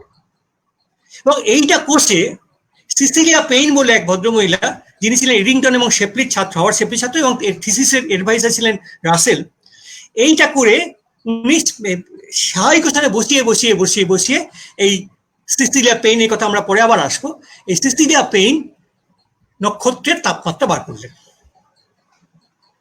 এই যে থিসিসটা ছিল, এই contribution to the observational study of high temperature in the reversing layers of stars, এটাকে বলা হয় সর্বকালের সর্বশ্রেষ্ঠ অ্যাস্ট্রোনমি থিসিস। আর কি আর কি এবারে আমরা যাই সাহার পরের লোকেরা কি বলেছিলেন, মানে সাহার ঠিক পরে পরে।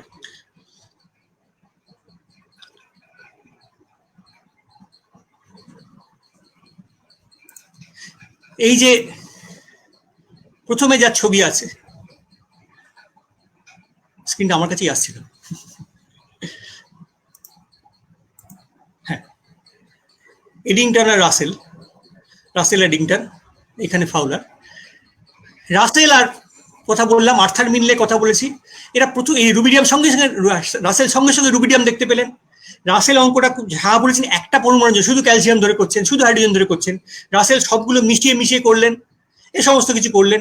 ফাউলার আর মিনলে তখন দেখালেন, সাহা ধরেছিলেন যে চাপটা কত হবে। তখন চাপ সম্বন্ধে কোনো ধারণাই ছিল না আমাদের, সূর্যের ভেতরে কত চাপ সে সম্বন্ধে কোনো ধারণাই ছিল না। সাহা ধরেছেন ঠিক আছে 200 বায়ুমণ্ডলীয় চাপ, 100 বায়ুমণ্ডলীয় চাপ, 1 বায়ুমণ্ডলীয় চাপ।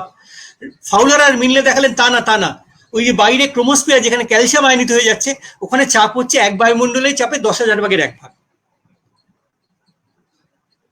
এখন কি কাজে লাগে সাহা, সে কথা আমরা পরে, সাহা সমীকরণ কি কাজে আসছে। এরপরে যেটা আমরা বলি যে সাহা সমীকরণ দিয়ে মহাবিশ্ব কি দিয়ে তৈরি তাই বোঝা গিয়েছিল। আমার টাইম বোধহয় শেষ হয়ে আসছে, আমি তো একটু তাড়াতাড়ি যাই। সত্যি কথা তখন আমরা জানতাম না। এই যে বিজ্ঞানীরা রাউল্যান্ড, রাসেল বা এডিংটন, ফাউলার, এরা বলেছিলেন যে সূর্য আর পৃথিবী একই জিনিস দিয়ে তৈরি। যদি পৃথিবীটাকে ওই তাপমাত্রায় নিয়ে যেতাম তাহলে ঠিক সূর্যের বর্ণালীর মতোই দেখতে হতো। আসলে কি তাই? এখন আমরা জানি যে হাইড্রোজেন হচ্ছে সূর্যের মধ্যে 71%, হিলিয়াম 27%, আর বাকিটা অক্সিজেন, আর বাকি খুব অল্প কিছু মৌল। পৃথিবীতে কিন্তু তা না। পৃথিবীর ক্ষেত্রে কিন্তু পৃথিবীতে লোহা বেশি, 32%, 30% অক্সিজেন, এরকম। হ্যাঁ, কেন এটা সেই গল্পে আলোচনা করার সুযোগ নেই। কেন পৃথিবী সূর্য যা দিয়ে তৈরি, পৃথিবী তা দিয়ে তৈরি নয়, সে তার সঙ্গে গ্রহ জন্ম জড়িয়ে আছে। কিন্তু আমরা একটা কথা বলতে পারি যে সাহা সমীকরণের বসিয়ে কিন্তু ওই যে বললাম না, একটু একটা অঙ্ক বসে দেখছিলাম যে যদিও ক্যালসিয়ামের পরমাণুর সংখ্যা হাইড্রোজেন থেকে 5 লক্ষ গুণ কম, কিন্তু ক্যালসিয়ামের লাইন 400 গুণ শক্তিশালী। এবার ভাবুন, আমি পরেরটা জানি, ক্যালসিয়ামের লাইন 400 গুণ শক্তিশালী। এইবার আমায় যদি কেউ বলে যে আচ্ছা সাহা সমীকরণে বসে তুমি কি বলতে পারবে তাহলে কতগুলো হাইড্রোজেন আছে, ঠিক ওই অঙ্কটা উল্টো দিক দিয়ে করলেই হবে। সাহাও করেছিলেন, কিন্তু মানে এতটা সাহারও হয়নি। সাহা নিজের পেপারে লিখেছিলেন যে মনে হচ্ছে যে হাইড্রোজেনের ক্ষেত্রে আমার সমীকরণ খাটবে না। কেউই প্রায় বিশ্বাস করেনি, এডিংটন বিশ্বাস করেনি, কেউ বিশ্বাস করেনি। আবার সেই সিসিলিয়া পেইন, যার কথা বললাম, ইনি ছিলেন একমাত্র যিনি বলছেন না সাহা সমীকরণ ঠিক।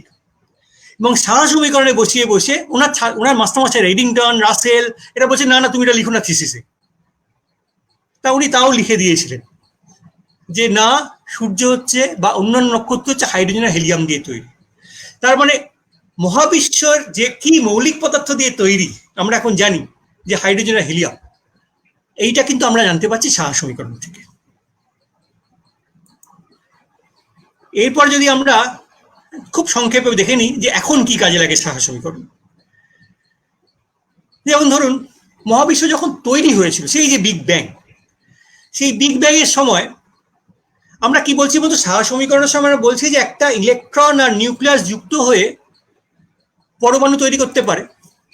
তেমনি মহাবিশ্ব যখন তৈরি তখন প্রচন্ড উত্তপ্ত ছিল, তখন খুব উত্তপ্ত নিউট্রিনো ছিল। হ্যাঁ, নিউট্রিনো কি সেই কথা নিশ্চয়ই একদিন বোধহয় এখানে বক্তৃতাও হয়েছে। নিউট্রন আর নিউট্রিনো মিলে প্রোটন ইলেকট্রন তৈরি করতে পারতো সেই সময়। আবার প্রোটন আর নিউট্রিনো, অ্যান্টি নিউট্রিনো মিলে নিউট্রন আর পজিট্রন তৈরি করতে পারতো। এই যে দুটো মিলে একটা নতুন তৈরি হওয়া, এটাও মুখোমুখি বিক্রিয়া। প্রোটন আর ইলেকট্রন মিলে নিউট্রন তৈরি হচ্ছে, পরমাণু ভেঙে যাচ্ছে আয়ন ইলেকট্রনে, আবার আয়ন ইলেকট্রন মিলে পরমাণু আর ফোটন তৈরি হচ্ছে, পরমাণু আর ফোটন মিলে আয়ন ইলেকট্রনে ভেঙে যাচ্ছে। ঠিক এইরকম, খালি নিউট্রন জায়গায় ভাবুন ফোটন, এখানে ভাবুন পরমাণু, ঠিক এইরকম। তাহলে এই যে এটাও কিন্তু সাহা সমীকরণ। মানে অনেকেই আমাকে জিজ্ঞাসা করে, সেই জন্য আমি একটা বই থেকে নিয়েছি, এটা একটা বিদেশি বই, সেখানে পরিষ্কার লেখা আছে যে এই যে নিউট্রন প্রোটনের অনুপাত, এটা হচ্ছে সাহা সমীকরণ। একটু আগে আমি বললাম যে আমাদের মহাবিশ্বের 3/4 হচ্ছে মানে 71% হাইড্রোজেন, 27% হিলিয়াম। এটা হচ্ছে এই সাহা সমীকরণ থেকে আমরা জানতে পারি। মানে ঠিক বিগ ব্যাং এর শেষে নিউট্রন প্রোটন কতগুলো ছিল তার থেকে আমরা জানা যায়, এবং সেটা আমাদের বলে দেয় সাহা সমীকরণ। আবার ধরুন প্রোটন আর নিউট্রন মিলে ডয়ট্রন তৈরি হচ্ছে, আবার উচ্চ তাপমাত্রায় ডয়ট্রন ভেঙে যাচ্ছে, ঠিক আয়ননের মতো। তাহলে ঠিক এর পরে এই ঠিক মহাবিশ্ব প্রসারিত হচ্ছে, আস্তে আস্তে সংকুচিত হচ্ছে। আমার সময় শেষ হয়ে যাচ্ছে নাকি? আচ্ছা, ঠিক আছে। আচ্ছা, তাহলে ঠিক দেখুন, প্রোটন আর নিউট্রন মিলে ডয়ট্রন, ভারী হাইড্রোজেন তৈরি হচ্ছে, আবার হাইড্রোজেন ভেঙে যাচ্ছে উচ্চ তাপমাত্রায়। তাহলে এই যে জিনিসটা, এই যে অনুপাতটা, এটাও সাহা সমীকরণ দিয়ে। এবং এর থেকে আমরা আজকে মহাবিশ্বে কতখানি ডয়ট্রন আছে, এটা খুব মানে মহাবিশ্বের এই যে বিগ ব্যাং এর যে মডেল আমরা এখন বলি, তাতে সবচেয়ে বড় যে কনস্ট্যান্ট, যে মানে বিগ ব্যাং এর মডেলে কত তাপমাত্রা ছিল, কত চাপ ছিল, সেটা হচ্ছে এই ডয়টের অনুপাত থেকে আমরা বলতে পারি, চাপ না তাপমাত্রা, ডয়টের অনুপাত থেকে বলতে পারি। এবং এই ডয়টের অনুপাতটা আমরা পাই হচ্ছে সাহা সমীকরণ থেকে। আবার ধরুন মহাবিশ্ব আস্তে আস্তে প্রসারিত হচ্ছে, নতুন নতুন ওই হাইড্রোজেন হিলিয়াম পরমাণু তৈরি হয়েছে, কিন্তু ওই উচ্চ তাপমাত্রায় কিন্তু ওগুলো পরমাণু বলবো না, তার কারণ হচ্ছে মহাবিশ্ব তখন ভীষণ উত্তপ্ত বিগ ব্যাং এর পরে পরে, ফলে ইলেকট্রনগুলো পরমাণুর মধ্যে বাঁধা নেই, তারা ঘুরে বেড়াচ্ছে। কিন্তু মহাবিশ্ব যত প্রসারিত হচ্ছে তত তাপমাত্রা কমছে, একটা সময় কি ইলেকট্রনের বাধা পড়ে গেল, এই যে ইলেকট্রনের বাধা পড়ে গেল বা ইলেকট্রনগুলো বেরিয়ে যাচ্ছে, এটাকে বলে রিকম্বিনেশন। এই যে সময়টা, এই সময়টা সাহা সমীকরণ দিয়ে। আবার দেখুন এই জায়গাটা হচ্ছে, আমি এবছরই একটা ওই পিএইচডি স্কুলে পড়িয়েছিলাম, সেই জায়গা থেকে মানে এখনো যে কাজে লাগে সাহা সমীকরণ, সেটা বোঝানোর জন্য আমি এই স্লাইডটা নিয়েছি। ধরুন একটা আমরা বলি সুপারনোভা, বিগ ব্যাং বা সুপারনোভা বা নিউট্রিনো, যেখানে খুব ভারী মৌল কি করে তৈরি হলো, ধরুন ইউরেনিয়াম, লেড, এই সমস্ত। তার মধ্যে একটা উপায় হচ্ছে যে পরমাণুর সঙ্গে, মানে পরমাণু নিউক্লিয়াসের সঙ্গে নিউট্রনের যোগ। এবং এত নিউট্রন, এত উচ্চতায় শক্তি নিউট্রন কোথায় আসে, কোথায় পাওয়া যায়? দুটো নিউট্রন তারা সংঘর্ষের সময়, বা ধরুন সুপারনোভা বিস্ফোরণের সময়।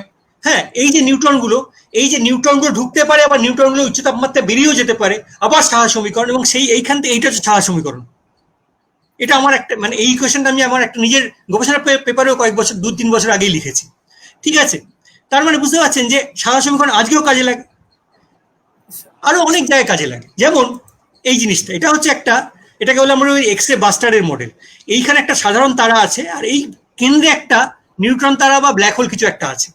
এইখান থেকে হাইড্রোজেন গিয়ে পড়ে অত্যন্ত উচ্চ তাপমাত্রা, ফলে নিউক্লিয় বিক্রিয়া হয় এবং হঠাৎ করে একটা বাস্ট হয়, যেটা বলে এক্স রে বাস্টার। এই যে উচ্চ তাপমাত্রা, এইখানে প্রোটনগুলো গিয়ে পরমাণুর সঙ্গে যুক্ত হতে পারে, নিউক্লিয়াসের সঙ্গে, আবার ওই উচ্চ তাপমাত্রায় প্রোটনটাকে ধাক্কা মেরে বার করে দিতে পারে। এই যে দুটো এই জিনিস একসঙ্গে চলে, আবার এই যে সুতরাং এক্স রে বাস্টারের মধ্যে আমরা কিন্তু সাহা সমীকরণকে কাজে লাগাই।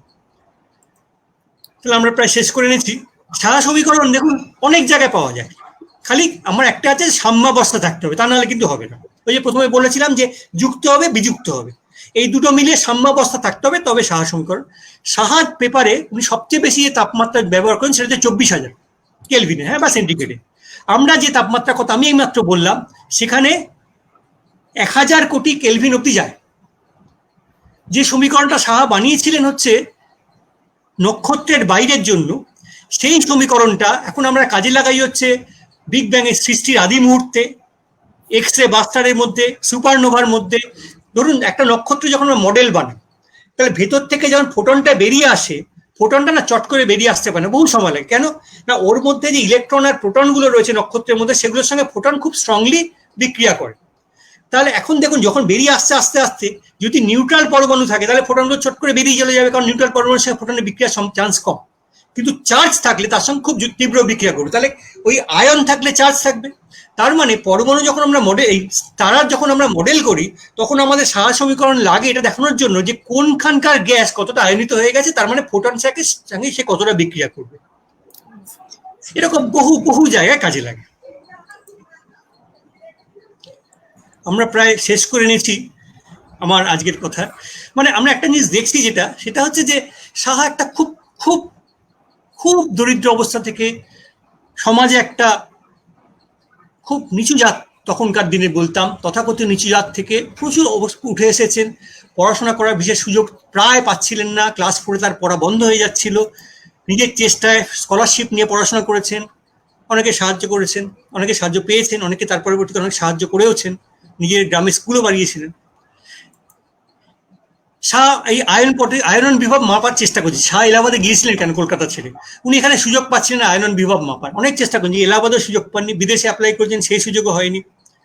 কিন্তু এত কিছু, এত অসুবিধার মধ্যেও শাহ যে কাজ করেছিলেন, তাকে একেবারে অ্যাস্ট্রোফিজিক্সের প্রথম সারিতে নিয়ে গেছিল। শুধু নয়, আমরা বলি যে জ্যোতির পদার্থবিদ্যা আগে ছিল একটা, ঠিক আছে, বিজ্ঞান ছিল, কিন্তু বিজ্ঞানের এখনকার আধুনিক বিজ্ঞানের সবচেয়ে বড় কথা হচ্ছে আমার সংখ্যা দিতে হবে, কোয়ালিটেটিভ হলে হবে, কোয়ান্টিটেটিভ।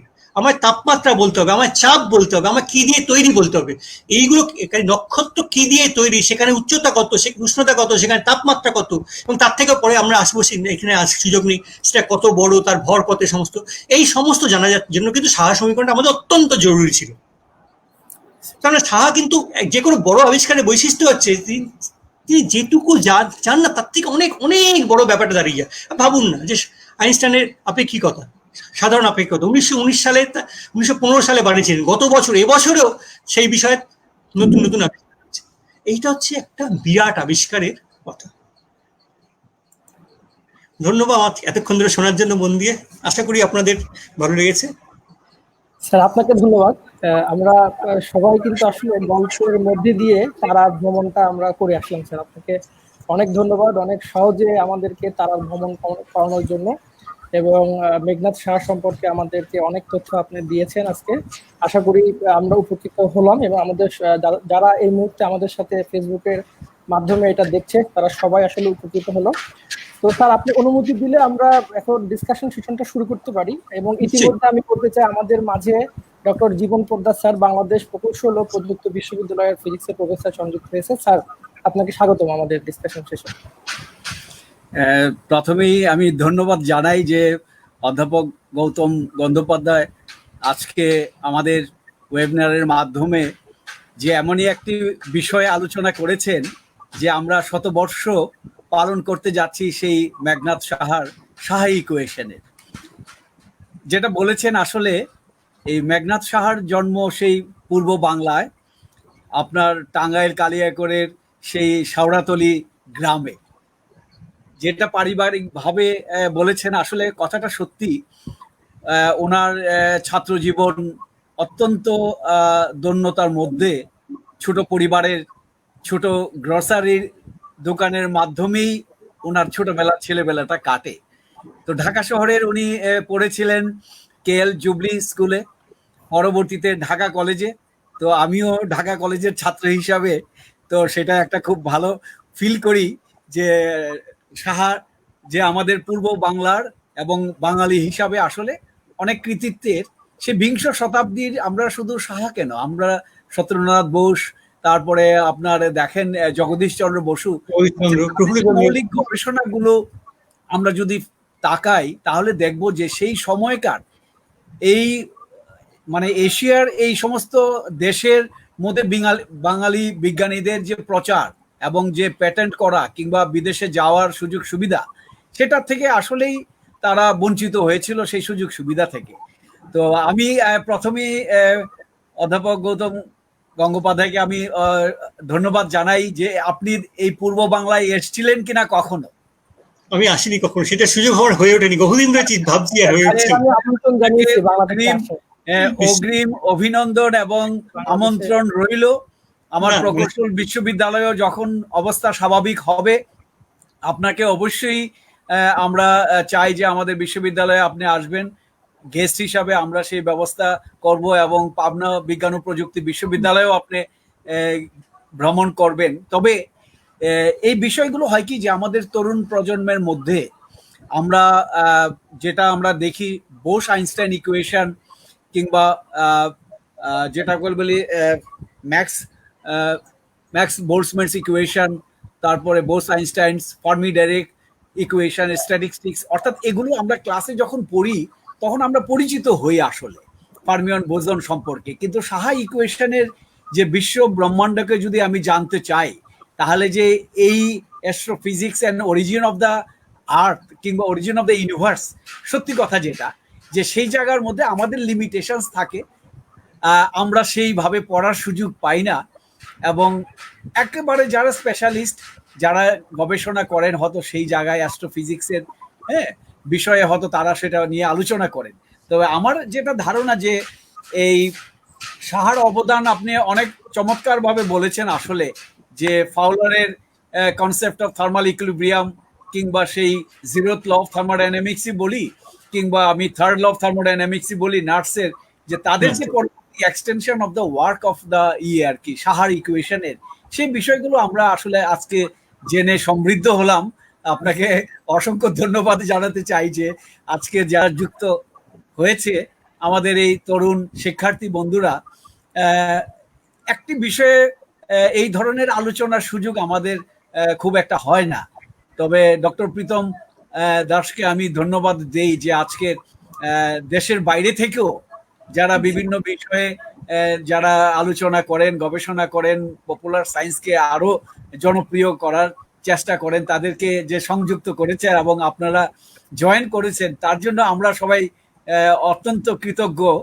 হ্যাঁ, তো একটা বিষয় যে এই বিষয়টা ক্লিয়ার হলো যে এখানে চাপের বিষয়টা আসছে, যে সোলার রে যে একটা চাপের জন্যই কিন্তু সেখানে যে মোমেন্টাম এবং মেজারমেন্ট গুলো করে তার প্রাথমিক স্তরের অবস্থাটা আমরা হয়তো জানতে পারি বিভিন্নভাবে। তো এটা একটা চমৎকার আসলে। যেমন একটু প্রসঙ্গে আসি, যে কাল্টিভেশন অফ সায়েন্সের কিন্তু অবদান অনেক বেশি, কারণ অমল রায় চৌধুরীকেও আমরা বলি যে বাংলার আইনস্টাইন। অর্থাৎ এই যে এবং স্যার অলরেডি কিন্তু মানে একটা প্রস্তাবনাও এসেছে স্যার, যে অমল রায় চৌধুরীকে নিয়ে একটা ওয়েবিনার করার জন্য। আচ্ছা, এই অমল রায় চৌধুরী দেখেন সিঙ্গুলারিটির প্রশ্নটা উনি আলোচনা করেছেন, যে আমরা জানি যে বিগ ব্যাং পর্যন্ত যদি আমরা সময়ের পেছনে ফিরে তাকাই, কিন্তু তার আগের কি অবস্থা ছিল, এই যে ফিউশন করে করে একটা সিঙ্গুলারিটিতে যাওয়া, এই যে তথ্যটা উনি দিয়েছেন সেটা তো, যার উপরে ভিত্তি করে আমরা বিগ ব্যাং এর কনসেপ্ট এবং আমরা মহাবিশ্বের রহস্যটাকে খুঁজতে পাই।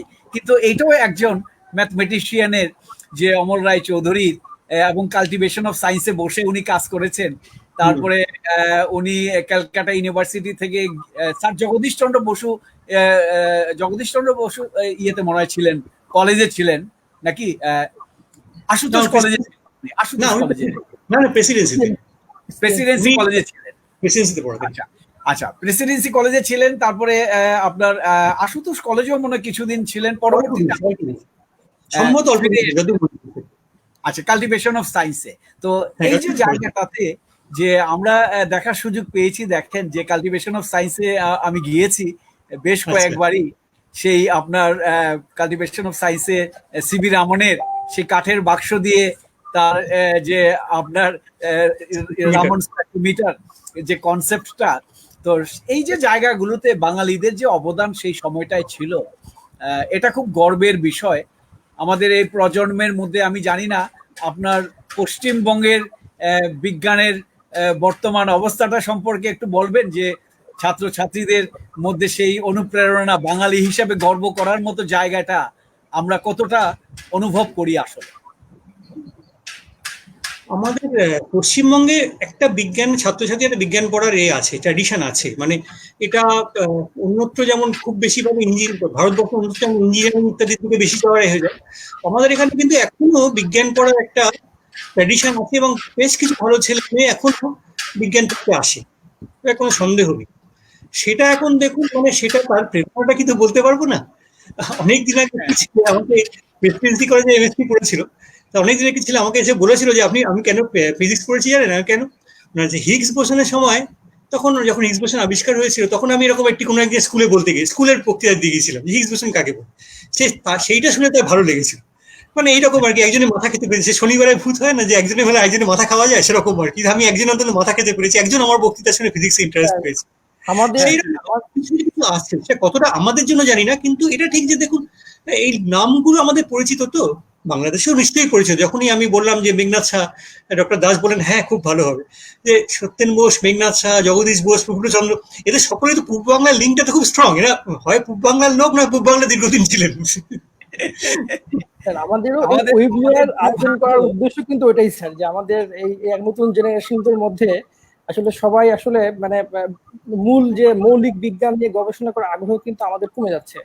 তা আমরা আলটিমেট আপনাদেরকে এইভাবে বড় বড় যারা আপনারা সায়েন্টিস্ট আছেন দেশের এবং দেশের বাইরে যারা, তারা যখন কথা বলবেন, আশা করি আমাদের পরবর্তী জেনারেশন যারা এখন হয়তো ফিজিক্স পড়া শুরু করছে বা যারা হয়তো ইন্টারমিডিয়েটে আছে, যারা এটা অনুষ্ঠানটা দেখছে, তারা হয়তো অনুপ্রাণিত হবে আপনাদেরকে দেখে। এবং এই যে আজকে যে বিষয়টা আলোচিত হলো আসলে মেঘনাদ শাহ, যে সে আমাদের বাঙালি বিজ্ঞানী হয়ে তার যে অ্যাচিভমেন্ট, এটা হয়তো অনেকেই আমরা জানি, আবার অনেকেই জানি না। তো সুতরাং আশা করি যে এ ধরনের প্রোগ্রাম মানে আমাদেরকে আকর্ষিত করবে মানে মৌলিক বিজ্ঞান গবেষণায়, এবং আমরা উপকৃত হব। আজকের সময়োপযোগী আমি মনে করি যে ডক্টর প্রীতম, তোমার যে উদ্যোগটা ছিল যে 100 বছর আমরা আমাদের স্বাধীনতা 100 বছর পূর্তি আমরা সামনের বছর পালন করব, তারপরে এই বছর আমাদের ঢাকা বিশ্ববিদ্যালয়ের 100তম বছরের, আর সেই সাহা ইকুয়েশন 100 বছর 1920-তে সাহা ইকুয়েশন উনি ইয়ে করেছিলেন, ডেভেলপ করেছিলেন, তাই না? আমার এই অনুষ্ঠান আয়োজন করার আরেকটা বিষয় আছে। আমরা কিন্তু মুজিব বর্ষে এখন আছি, আপনি ডক্টর গৌতম স্যার জানেন কিনা, আমরা কিন্তু আমাদের জাতির পিতার শতবর্ষ পালন করছি।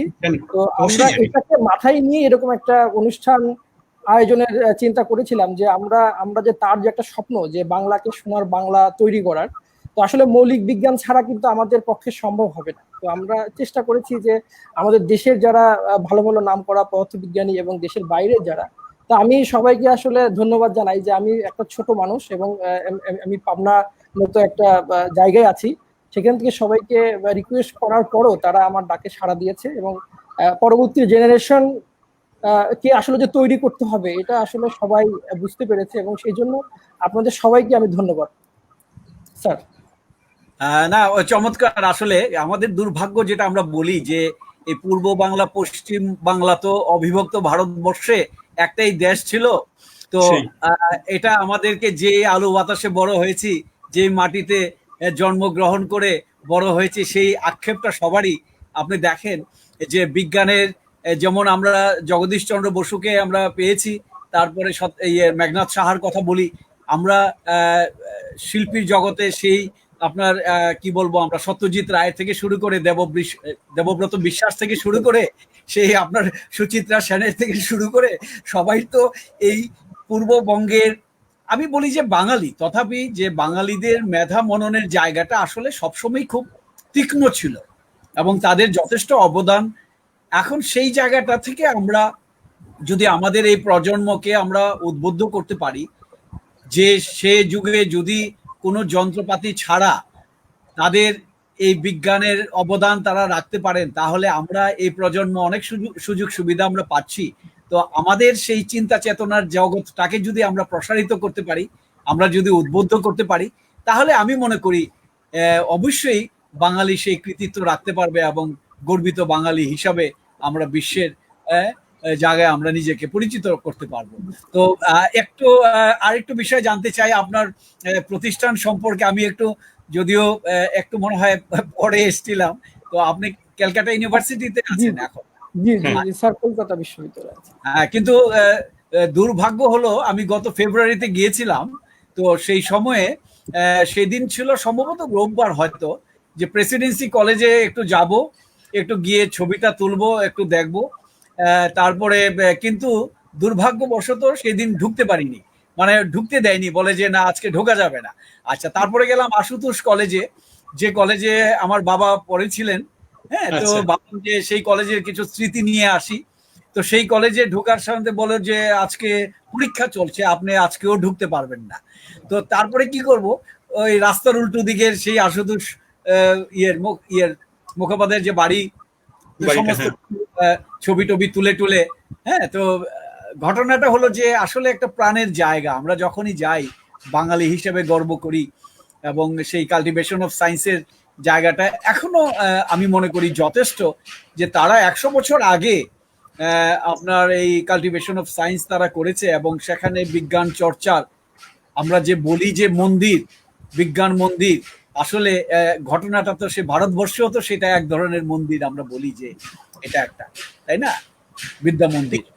তো খুব ভালো লেগেছে আসলে, খুব চমৎকার আপনার সমস্ত আলোচনার বিষয়গুলো আমরা শুনেছি সেটা। ছাত্র জীবনে পড়ার সুযোগ হয়েছিল সাহা শ্রীবাস্তবার বই, যে ওই হিট এন্ড থার্মোডাইনামিক্স এর যে ওই বইটা আমরা পড়েছি। তবে ওটাও একটা অনুপ্রেরণার জায়গা, আমরা এখনো ওটা থাকি লাগে এখনো বইটা। হ্যাঁ, ওটা তো চমৎকার আসলে, খুব একটা একটা সুন্দর অ্যানালজি ছিল, যে দেখেন ম্যাক্সওয়েলস বোলসম্যানস ডিস্ট্রিবিউশন পড়াতে গিয়ে উনি দেখিয়েছেন যে ইনকাম ভার্সেস পপুলেশন, এই গ্রাফটা বলি যে maximum people have the average income and very few people those are the multi-millionaire billionaire, অর্থাৎ এই ম্যাক্সওয়েলস যে ডিস্ট্রিবিউশন অফ গ্যাস মলিকুল, সেটার সাথে ওনার একটা সুন্দর অ্যানালজি সেই বইয়ে আমরা পড়েছি। আসলে অনেক সুন্দর ইয়েগুলো ছিল, উপস্থাপনা ছিল চমৎকার। তো যাই হোক, আমি আমার ব্যক্তিগত পক্ষ থেকে আপনাকে অসংখ্য ধন্যবাদ। এবং স্বাভাবিক হলে নিশ্চয়ই আমরা চাইবো যে যোগাযোগটা থাকবে, এবং আমরা যারা শিক্ষকতা করি আমাদের ইন্টারেস্ট একাডেমিক বিষয়েই সবচেয়ে বেশি। যখনই সুযোগ হবে অবশ্যই আমাদের ফিজিক্যাল সোসাইটিরও আমরা কনফারেন্স করে থাকি, তারপরে বিভিন্ন ধরনের যোগাযোগ আমরা রাখবো। নিশ্চয়ই পরবর্তী যখন কলকাতা যখন আসবেন যোগাযোগ করবেন, দেখি সবগুলো জায়গায় যখন যাই। অবশ্যই, ধন্যবাদ, খুব ভালো লেগেছে। ধন্যবাদ। জীবন পোদ্দার স্যার অনেক ব্যস্ততা থাকার মধ্যেও আজকে আমাদের আলোচনায় অংশগ্রহণ করেছে, স্যারকে অনেক ধন্যবাদ। স্যার আমরা কিছু কোশ্চিন পেয়েছি, আপনি অনুমতি দিলে কমেন্টে কোশ্চিন গুলো দেখতাম। সাহা সমীকরণ কি কম তাপমাত্রায় খাটবে যদি কম তাপমাত্রায় কোনো গ্যাসের আয়নীভবন ঘটে? এরকম একটা কোশ্চিন। অবশ্যই থাকবে, তবে কি আয়নীভূত আমি দেখলাম যে ধরুন 5000 ডিগ্রিতে হাইড্রোজেন আয়নের পরিমাণ প্রায় 0। হ্যাঁ, এখন তার নর্মাল চাপ, এখন চাপটা যদি খুব কমানো যায় তখন আবার হবে। ঠিক আছে, খাটবে সব জায়গাতেই, কিন্তু যদি একটা নির্দিষ্ট কিছু পরিমাণ না হয়, যদি একটা অনুপাত যদি খুবই কম হয় আয়নের সংখ্যা, তাহলে সেটা আমাদের পরীক্ষামূলকভাবে দেখার কোনো উপায় নেই। খাটবে সর্বত্র, কোনো সন্দেহ নেই। আর একটা কোশ্চেন স্যার আছে যে why the shape of the galaxy আর ডিফারেন্ট গ্যালাক্সিস আর এটা আমার কথার বাইরে। আচ্ছা, আরেকটা আমি হচ্ছে মূলত নিউক্লিয়ার অ্যাস্ট্রোফিজিক্সে কাজ করি, গ্যালাক্সির সম্বন্ধে আমার কোনো ধারণাই নেই। সুপারনোভা আর নিউটন স্টার সম্পর্কে একটু বললে ভালো হতো। বাবা, মানে অনেকক্ষণ লেগে যাবে। জানতে চাচ্ছে যে আসলে নিউটন স্টার এবং সুপারনোভা সম্পর্কে। আসলে সুপারনোভা ব্যাপারটা যেরকম যে একটা যদি খুব ভারী তারা হয়, তখন সে যখন জ্বলতে, যখন একটা তারা কেন নির্দিষ্ট পরিমাণে থাকে, কি হয় যে তারার যে ধরুন সূর্য বা যে কোনো তারা, তার নিজের মাধ্যাকর্ষণের জন্য সে ছোট হতে চাইছে। আর ওই বিকিরণের চাপ একটু আগে যেটা বললাম, এবং গ্যাসের চাপ, মানে উত্তপ্ত গ্যাসের চাপ, যে কথাটা সাহা ইকুয়েশনে ব্যবহার করেছে, এবং বিকিরণের চাপ যেটা সাহা বলেছিল, এই দুটো হচ্ছে ঠেলে দিতে চাইছে। এই যে মধ্যে ব্যালেন্স আছে, এই ব্যালেন্সটা হচ্ছে আপনার সূর্যটাকে তখন ছোট হতে দিচ্ছে না। সূর্যের ক্ষেত্রে হবে না। খুব ভারী যদি তারা হয়, তখন যেটা হবে, যখন শেষকালে কেন্দ্রের জ্বালানি প্রথমে হাইড্রোজেন থেকে জ্বলে হিলিয়াম হয়, তারপর হিলিয়াম শেষ হয়ে গেলে আবার হাইড্রোজেন শেষ হয়ে তাপমাত্রা বাড়ে, তখন আবার হিলিয়াম থেকে কার্বন হয়, এরকম হতে হতে থাকে। শেষ অব্দি যখন একটা সময় যায়, কেন্দ্রে তখন লোহা আছে, তার বাইরে হচ্ছে সিলিকন, এই সিলিকন জ্বলছে, তার বাইরে হচ্ছে অক্সিজেন জ্বলছে, এরকম ভাবে পরপর আছে একটা বড় তারা। এবার কেন্দ্রে যখন এই লোহাটা কিন্তু আর জ্বালানো সম্ভব না, কারণ কোনো নিউক্লিয় বিক্রিয়াতে লোহা থেকে শক্তি পাওয়া যায় না। লোহাটা হচ্ছে সবচেয়ে সুসংবদ্ধ, সবচেয়ে স্টেবল, তার থেকে বিক্রিয়া করে কোনোভাবে শক্তি পাওয়া যাবে না। তাহলে কেন্দ্রের লোহাটা জ্বলতে জ্বলতে একটা যখন বাইরের সিলিকনটা শেষ হয়ে গেল, তখন কি হবে? তখন ওই বিকিরণের চাপটা বন্ধ হয়ে গেল। যেই বিকিরণের চাপটা বন্ধ হয়ে গেল, এবার তারাটা তখন নিজের মাধ্যাকর্ষণের চাপে একবার চেপে একদম কোল্যাপস করবে মুহূর্তের মধ্যে, হ্যাঁ 1 সেকেন্ডেরও কম সময়ের মধ্যে কোল্যাপস করবে। এই যখন কোল্যাপস করে, তখন কেন্দ্রে যে লোহা আছে তার উপরে এত চাপ পড়ে, তখন ইলেকট্রন গুলো চেপে ভেতরে ঢুকিয়ে দেয়, এবং তখন ওটা প্রোটনের সঙ্গে বিক্রিয়া করে নিউট্রন তৈরি করে। এই হচ্ছে নিউট্রন তারা। এটা এই মুহূর্তে প্রোটো নিউট্রন তারা, এরপরে আরে নিউট্রন তারা হবে। আর এইবারকে বাইরের জিনিসটা তখনও পড়ছে, কিন্তু ভেতরে নিউট্রন তারা হয়ে গেছে। এইবারে বাইরের জিনিসটা যখন এই ভেতরে যে নিউট্রন তারাটাকে চাপ দিচ্ছে, তখন এবার চাপের পার্টে স্প্রিং এ যদি চাপ দিই, তখন কি হবে? স্প্রিংটা রিবাউন্ড করে। তেমনি নিউট্রন তারাটা আবার যে মেটেরিয়ালটা এসে পড়লো, একটু চাপ দিল, এবার এইটা হচ্ছে পৃথিবীর মানে মহাবিশ্বের সবচেয়ে শক্ত স্প্রিং, এটা নিউক্লিয়ার ম্যাটার, এর চেয়ে বেশি শক্ত স্প্রিং কিছু হয় না। তাহলে এই স্প্রিংটাকে যে চাপ দিলাম, এবারে স্প্রিংটা রিবাউন্ড করবে। এই যে রিবাউন্ড করে বিপুল শক্তি নিয়ে বেরিয়ে যায়, এটা হচ্ছে সুপারনোভা বিস্ফোরণ। এটা হচ্ছে কোর কোলাপস সুপারনোভা, এর বেশি আর বলতে গেলে। আর আরেকটা প্রশ্ন ছিল স্যার, যে আমরা যে সাহা ইকুয়েশনের অ্যাপ্লিকেশন, এখানে কোনো রেস্ট্রিকশন আছে কিনা? অ্যাপ্লিকেশনের সময় কোনো রেস্ট্রিকশন? ইকুইলিব্রিয়াম। আচ্ছা, আরেকটা প্রশ্ন ছিল যে সত্যেন্দ্রনাথ বসু এবং মেঘনাদ সাহা দুজন বন্ধু ছিল, তাদের গবেষণায় কোনো মেলবন্ধন ছিল কিনা, সংযোগ ছিল কিনা দুইজনের মধ্যে? খুব সামান্য, কিন্তু গল্পটা ইন্টারেস্টিং। যদি কারোর আপনাদের হাতে সময় তো অনেক নাকি, গল্প শুনতে অসুবিধা নেই তো। সত্যেন্দ্রনাথ বোসের প্রথম পেপারটা সত্যেন্দ্রনাথ বোস আর মেঘনাদ সাহা একসঙ্গে লিখেছিলেন। প্রথম পেপারটা সত্যেন্দ্রনাথ বোসের জীবনের প্রথম পেপার, এটা হচ্ছে সাহা এবং বোস। এবং এইটা আপনাদের মনে আছে, প্রফেসর পোদ্দার, প্রফেসর দাস, আমরা এইতে সাহা শ্রীবাস্তবের বইটাই ছিল যে ওই যে একটা ইকুয়েশন অফ স্টেট ছিল, এটা হচ্ছে একটা প্রথম ইকুয়েশন অফ স্টেট, যেটা Saha Bose equation of state বলি আমরা, এটা বিএসসি ক্লাসে আছে, এখনো আমাদের সিলেবাসে আছে। তাহলে এইটা হচ্ছে ওই Saha Bose equation of state, এটা ওরা বানিয়েছিলেন। এটা হলো 1 নম্বর। 2 নম্বর হচ্ছে সাহা আয়নন বিভবের উপর একটা পেপার লিখেছিলেন, কোথায় নেচারে বেঁচে, এই মতো আমরা বলছি না, সেখানে উনি এরপরে বোস একটা পরমাণু বোর মডেলের উপর পেপার লিখেছিলেন, এবং সেই পেপারটা কিন্তু হচ্ছে যে বোস যে ঢাকা বিশ্ববিদ্যালয়ে পড়াতে গিয়েছিলেন, তখন জেনকিন্স, তখন হেড অফ দ্য ডিপার্টমেন্ট ছিলেন জেনকিন্স, ঘোষকে রেকমেন্ড করেছিল ওই পেপারটার উপরে। ওই পেপারটা খুব পছন্দ হয়েছে, ওই পেপারটাও রেকমেন্ড করেছিলেন। ওই পেপারটাকে রেফার করে সাহা একটা কাজ করেছিলেন, আয়নন বিভব বার করা, সেটা কোথায় ফিলোসফিক্যাল ম্যাগাজিন বা নেচারে বেরিয়েছিল। আর সবচেয়ে ইন্টারেস্টিং যেটা, সেটা হচ্ছে যে সাহা এই বোস সাংখ্যান, বোস পরিসংখ্যান বা বোস সাংখ্যান, বোস টাইসিস কেমন ভাবে, বোস তখন ঢাকায়, সাহা এলাহাবাদে, 1924 সাল মার্চ মাসে সাহা পরীক্ষা নিতে এসেছিলেন ঢাকাতে। পরীক্ষা নিতে এসে বললেন যে দেখো, এরকম একটা পেপার, দুটো পেপার উনি দিয়েছিলেন সত্যেন্দ্রনাথকে, একটা হচ্ছে আইনস্টাইন আর এরেনফেস্টের লেখা, একটা হচ্ছে পাউলির লেখা। সেখানে বলছেন দেখো, এরকম একটা ইকুয়েশন ধরেছি, কিন্তু ইকুয়েশনটা কোথা থেকে এসছে কিছু ব্যাখ্যা করেনি, তুমি কি পারবে? দিয়ে চলে গিয়েছিল, পরীক্ষা নিয়ে চলে গেছে। সত্যেন্দ্র সেই পেপারগুলো নিয়ে পড়তে বসে কিভাবে বসে বার করলেন, এবং সেই হচ্ছে বোস স্ট্যাটিস্টিক্স। সেই গল্প বিশ্ববিদ্যালয়ের সত্যেন বোস, মেঘনাথ সত্যেন বোসের সাহায্যে 1937 সালে আবার ঢাকাতে পড়াতে গেছিলেন। তখন মেঘনাথ আপার অ্যাটমসফিয়ারে কাজ করেন। তখন বললেন কি করে আপার রেডিওয়ে পাস করে, বললেন মেঘনাথ বললেন আমি বুঝতে পারছি না, একটা টক দিতে ঢাকা বিশ্ববিদ্যালয়ে, যে প্রফেসর বোস আছেন যদি কিছু বলেন, তা প্রফেসর বোস কদিনের মধ্যে অঙ্কটা কষে দিয়ে দিলেন। এরকম ছিল। আমরা অনেক শুনি আসলে সত্যেন বোস সম্পর্কে ঢাকা বিশ্ববিদ্যালয়ের, যে 21 থেকে 45 পর্যন্ত উনি যখন ছিলেন, তো যারা তখনকার সময়ে ছিল যে অফিসের বিভিন্ন কাজে যারা জীবিত ছিল, তাদের কাছে অনেক গল্প এবং অনেক ধরনের কাগজপত্র, উনি তো ম্যাথমেটিক্স এর সবসময় কাগজের মধ্যে যেটা একবার সলভ করতেন সেটাকে আর উনি প্রিজার্ভ করতেন না, তো উনি সব ফেলে দিতেন, ওনার মাথার মধ্যেই সবকিছু থাকতো। তো আসলে সেই ধরনের মেধা বাঙালির মধ্যে খুবই কমই আসলে দেখা যায়। একটা বিষয় আমি প্রফেসর গৌতম বাবুর কাছে জানতে চাই, যেটা আমরা যে জানি যে আয়োনোস্ফিয়ারটা হলো আমাদের পৃথিবীটাকে ঢেকে রেখেছে সত্যিকার অর্থে, যে যার মাধ্যমে আমরা সেই ইলেকট্রোম্যাগনেটিক সিগন্যাল বলি সবকিছুই আমরা আদান প্রদান করতে পারি, because of the it covers the surface of the আয়োনোস্ফিয়ারের মধ্যে কি আসলে মেঘনাথ সাহার ধরনের কোনো কিছু রিলেশন কিংবা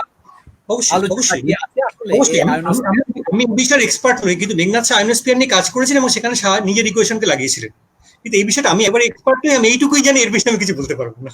আচ্ছা আচ্ছা, না জানা চমৎকার, কারণ আমাদের কৃষির মিত্রকে উনি দেখিয়েছেন এই কাজটা। আচ্ছা আচ্ছা আচ্ছা, হ্যাঁ খুব চমৎকার, যে বিশেষ করে আমরা প্রাত্যহিক জীবনে যেটা আমরা দেখি এবং যেটা আমাদের নিকটে, এবং তার থেকে আমাদের কি ধরনের এফেক্ট গুলো হয় সেটা আমরা তো দেখি প্রতিনিয়ত। তো আয়োনোস্ফিয়ার একটা ইম্পর্টেন্ট একটা স্ফিয়ার, হ্যাঁ, তার মধ্যে থেকে সমস্ত কিছু ইয়ে হয় না। চমৎকার আলোচনা, আজকের আলোচনাটা আমরা সবাই এনজয় করেছি, এবং এই ধরনের আলোচনা মাঝে মধ্যে দরকার।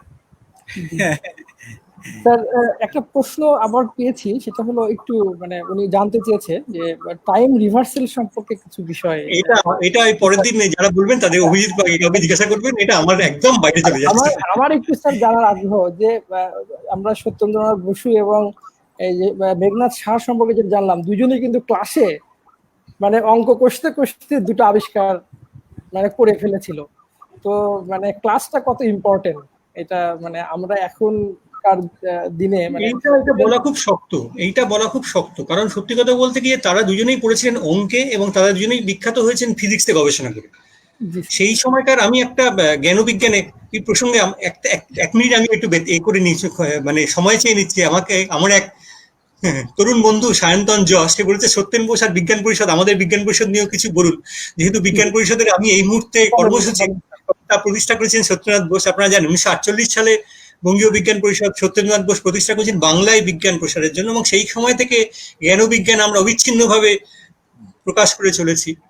তা এবং সত্যি কথা বলতে কি যে সমস্ত অসুবিধার মধ্যেও কিন্তু এতদিন ধরে বঙ্গীয় বিজ্ঞান পরিষদ আমাদের মানে ওই ইউরোপ আমেরিকার বাইরে এত পুরনো প্রতিষ্ঠান, বিজ্ঞান প্রতিষ্ঠান জন্য আর কিছু নেই। এবং বাংলায় বিজ্ঞান প্রসারের জন্য আমরা কাজ করে চলেছি। সেইখানে একটা জ্ঞানবিজ্ঞানে 125 বছরে, যখন এদের 125 বছরে, আমি একটা প্রবন্ধ লিখেছিলাম যে সেই সময় কারা পড়াতেন, কি বই ক্লাসে পড়ানো হতো। হ্যাঁ, যারা পড়াতেন তাদের মধ্যে ধরুন দুজনের নাম বলতে পারি। ধরুন দেবেন্দ্রমোহন বোস, দেবেন্দ্রমোহন মল্লিক, ডিএম মল্লিক, দেবেন্দ্রনাথ মল্লিক, ডিএন মল্লিক, এবং শ্যামা দাস মুখার্জি।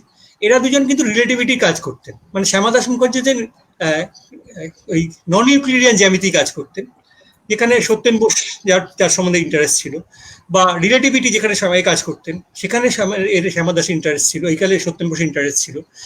কাজে এদের কিছুটা নিশ্চয়ই লেগেছে, কিন্তু কতটা হয়েছে, কারণ সেই বইগুলো না, তখনকার তারা যে বইগুলো পড়েছিল সেই বইগুলো কিন্তু মধ্যে ফিজিক্স প্রায় ছিল না বললেই হয়, বা থাকলেও খুব পুরনো ফিজিক্স ছিল, তার আগে শতাব্দীর ফিজিক্স। আধুনিক ফিজিক্স কিন্তু এটা নিজেরা শিখেছেন। এই সত্যেন বোস, মেঘনাদ শাহ তখন তো ছিল না বই। মেঘনাদ শাহ, সত্যেন বোস আইনস্টাইন রিলেটিভিটির প্রথম ইংরাজি অনুবাদ, আইনস্টাইনের পেপারগুলো প্রথম অনুবাদ করেছেন সত্যেন্দ্রনাথ বোস এবং মেঘনাদ শাহ, এবং স্থাপন হয় কলকাতা বিশ্ববিদ্যালয়তে 1920 সাল। এবং তার ভূমিকা লিখেছিলেন প্রশান্ত চন্দ্র মহলানবিশ, যে প্রথম ইংরাজি অনুবাদ। বই ছিল না, তারা লিখেছিলেন শুধুমাত্র ছেলেদের পড়ানোর জন্য। এই প্রসঙ্গে আমি একটু আলোচনা করি। আসলে তখনকার সময় বিজ্ঞানের সংকট নামে সেই সত্যেন্দ্রনাথ বোস উনি প্রথমে একটা প্রবন্ধ লেখেন, বিজ্ঞানের সংকট, এবং সেই সময় কিন্তু রবীন্দ্রনাথ এই একটা বই কিন্তু উৎসর্গ করে সেই সত্যেন্দ্রনাথকে বিজ্ঞানের বিষয়ের উপরে। সেই সময় সরাসরি তাদের যে সম্পর্কটা ছিল, আসলে বিজ্ঞানের ব্যাপারে বলে যে বাংলায় বিজ্ঞান লেখা যায় না, তার কথা হলো যে সে হয়তো বিজ্ঞান বুঝে না, কিংবা সে বাংলা জানে না। অর্থাৎ এই যে বিজ্ঞানকে বাংলায় প্রকাশ করা যায় না, আমরা যারা বলি, কথাটা কিন্তু সঠিক না। আসলে বিজ্ঞান অবশ্যই বাংলায় লেখা যায়, তাহলে বাংলা ভালো জানতে হবে কিংবা বিজ্ঞানকে ভালো জানতে হবে, তাহলেই হয়তো সেটা সম্ভব। তো খুব চমৎকার আজকের আলোচনার বিষয়গুলো।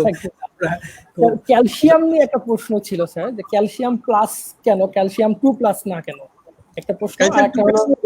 ক্যালসিয়াম 2+ হবে, দুটো ব্যাপার। এখানে আরো উচ্চ তাপমাত্রা যেতে হবে, এটা সত্যি, এটা মেঘনাদ শাহ এতে আছে। ক্যালসিয়াম 2+ থেকে ক্যালসিয়াম প্লাসের অনুপাতটা করা যাবে, রাসেলও পরে দেখিয়েছিলেন। কিন্তু দুটো সমস্যা আছে, একটা যে তাপমাত্রা আরো বেশি হতে হবে, আর ক্যালসিয়াম 2+ যদি হয় তাহলে সেটা তো নোবেল গ্যাসের মতো হয়ে গেল। ক্যালসিয়াম থেকে দুটো বাদ দিলে হচ্ছে আর্গন, এটা তাহলে ওই ইলেকট্রন, এটা আর্গনের মতো।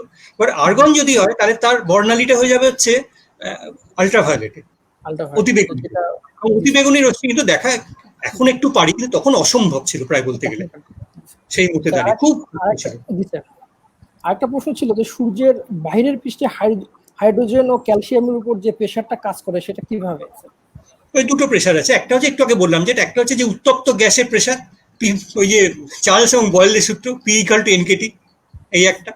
আর একটা হচ্ছে রেডিয়েশন প্রেসার, যেটা হচ্ছে যে C/4, যেটা কি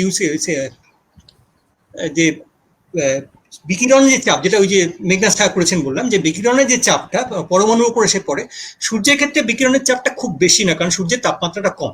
কিন্তু যেগুলো বড় তারা, ভারী তারা, সেক্ষেত্রে কিন্তু সেখানে কিন্তু বিকিরণের চাপটাই অনেক শক্তিশালী বেশি, আর এটা কম, মানে এর পরিমাণটা কম, মানে চাপটা কম না, কিন্তু তার মানে সেটা অনেক ছোট ওই বিকিরণের চাপের থেকে। বড় তারার ক্ষেত্রে, সূর্যের ক্ষেত্রে কিন্তু গ্যাসের যে উত্তপ্ত গ্যাসের চাপ সেটাই উজ্জ্বল, এবং ওইখানে যে তাপমাত্রা আছে, গ্যাস আছে, সুতরাং তার তাপমাত্রা চাপ থাকবে। এই স্যার, আমাদের একজন সম্মানিত শিক্ষক স্যার একটা প্রশ্ন করেছেন যে বোস আইনস্টাইন কনডেনসেট সম্পর্কে জানতে চাইছেন। আজকে বলতে বলবেন না, মানে এটা না, মানে এটাও আমি ক্লাসে পড়াই, আপনারা হয়তো কেউ কেউ পড়ান, কিন্তু এটা বলতে গেলে না মানে অনেক সময় লেগে যাবে। খুব ইন্টারেস্টিং জিনিসটা, কোনো বলতেন একটা নির্দিষ্ট তাপমাত্রায় যদি আমি পরের পর স্টেট রাখতে থাকি, তাহলে মানে 0 থেকে বেশি তাপমাত্রায়, মানে নির্দিষ্ট মানে লোয়েস্টটা থেকে বাকি তাপমাত্রায় কতগুলো রাখা যায় সেটা ফিক্সড। এবং তারপরে যদি আমি পরমাণু যোগ, এখানে পরমাণু বলুন বা যাই বলুন, যোগ করতে থাকি, তাহলে সেগুলো সব যেতে বাধ্য হচ্ছে নিচেরটায়। কারণ যেহেতু বোস সংখ্যানে একটা সুবিধা হচ্ছে, সেটা হচ্ছে বোস আইনস্টাইন সংখ্যানে, যে একটা স্তরে যত খুশি রাখা যায়। এইবারে তাহলে আমি ধরুন, কিন্তু এর সঙ্গে বোস স্ট্যাটিস্টিক্সে অঙ্ক বসে দেখানো যাচ্ছে যে নিম্ন স্তরটা, একদম লোয়েস্ট স্তরটা, 0 এনার্জিটা বাদ দিলে বাকি যেটা, সেইখানে কতগুলো রাখা যাবে সেটা ফিক্স, তার বেশি রাখা যায় না। এইবার যদি তার থেকেও বেশি থাকে কি হবে, তখন সবগুলোকে নিচে জমা, এই হচ্ছে কনডেনসেট। কিন্তু এর চেয়ে বেশি বলতে গেলে অঙ্ক বসতে হবে, এবং সত্যি কথা বলতে খুব মানে এটা ঠিক আমার এক্সপার্টাইজও নয়, আর সময়ও লাগবে। ধন্যবাদ স্যার। আমরা মনে হয় কোশ্চিন আর নাই আমাদের এখানে, সো আপনি চাইলে আমরা ডিসকাশন সেশনটা সমাপ্ত করতে পারি। নিশ্চয়ই নিশ্চয়ই ধন্যবাদ সবাইকে শোনার জন্য, আর জি স্যার, আপনাদেরও ধন্যবাদ যে আয়োজন করার জন্য। আপনাদেরকে অনেক ধন্যবাদ। পাবনা বিজ্ঞান ও প্রযুক্তি বিশ্ববিদ্যালয়ের সকল শিক্ষক, কর্মকর্তা, কর্মচারী এবং ছাত্রছাত্রীদের পক্ষ থেকে আপনাকে অনেক অনেক ধন্যবাদ। আমরা জানি আপনি খুবই ব্যস্ত, এবং সেই সাথে আমাদের জীবন পোদ্দার স্যারকে অনেক ধন্যবাদ যে স্যার অনেক ব্যস্ত থাকার পরেও আজকে আমাদের সাথে ডিসকাশন সেশনে সংযুক্ত হয়েছেন।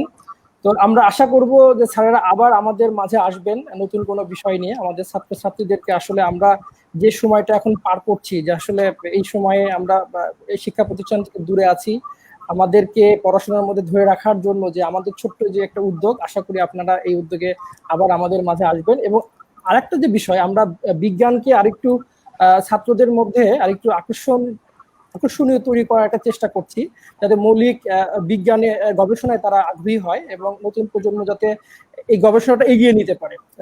আমাদের পূর্ববর্তী প্রজন্মদের অনেক অর্জন আছে, তা আমাদের পরবর্তী প্রজন্মও যেন এটাকে ধরে নিয়ে যেতে পারে, তার জন্য আপনাদের স্যার সহযোগিতা আমাদের একান্ত কাম্য। আশা করি ভবিষ্যতে আবার স্যার আসবেন, সেই কামনা করে আজকের মতো শেষ করছি, এবং আপনাদেরকে আসলে অনেক অনেক ধন্যবাদ এবং কৃতজ্ঞতা প্রকাশ করছি। ধন্যবাদ স্যার। নমস্কার গৌতম বাবু, ভালো থাকবেন অবশ্যই।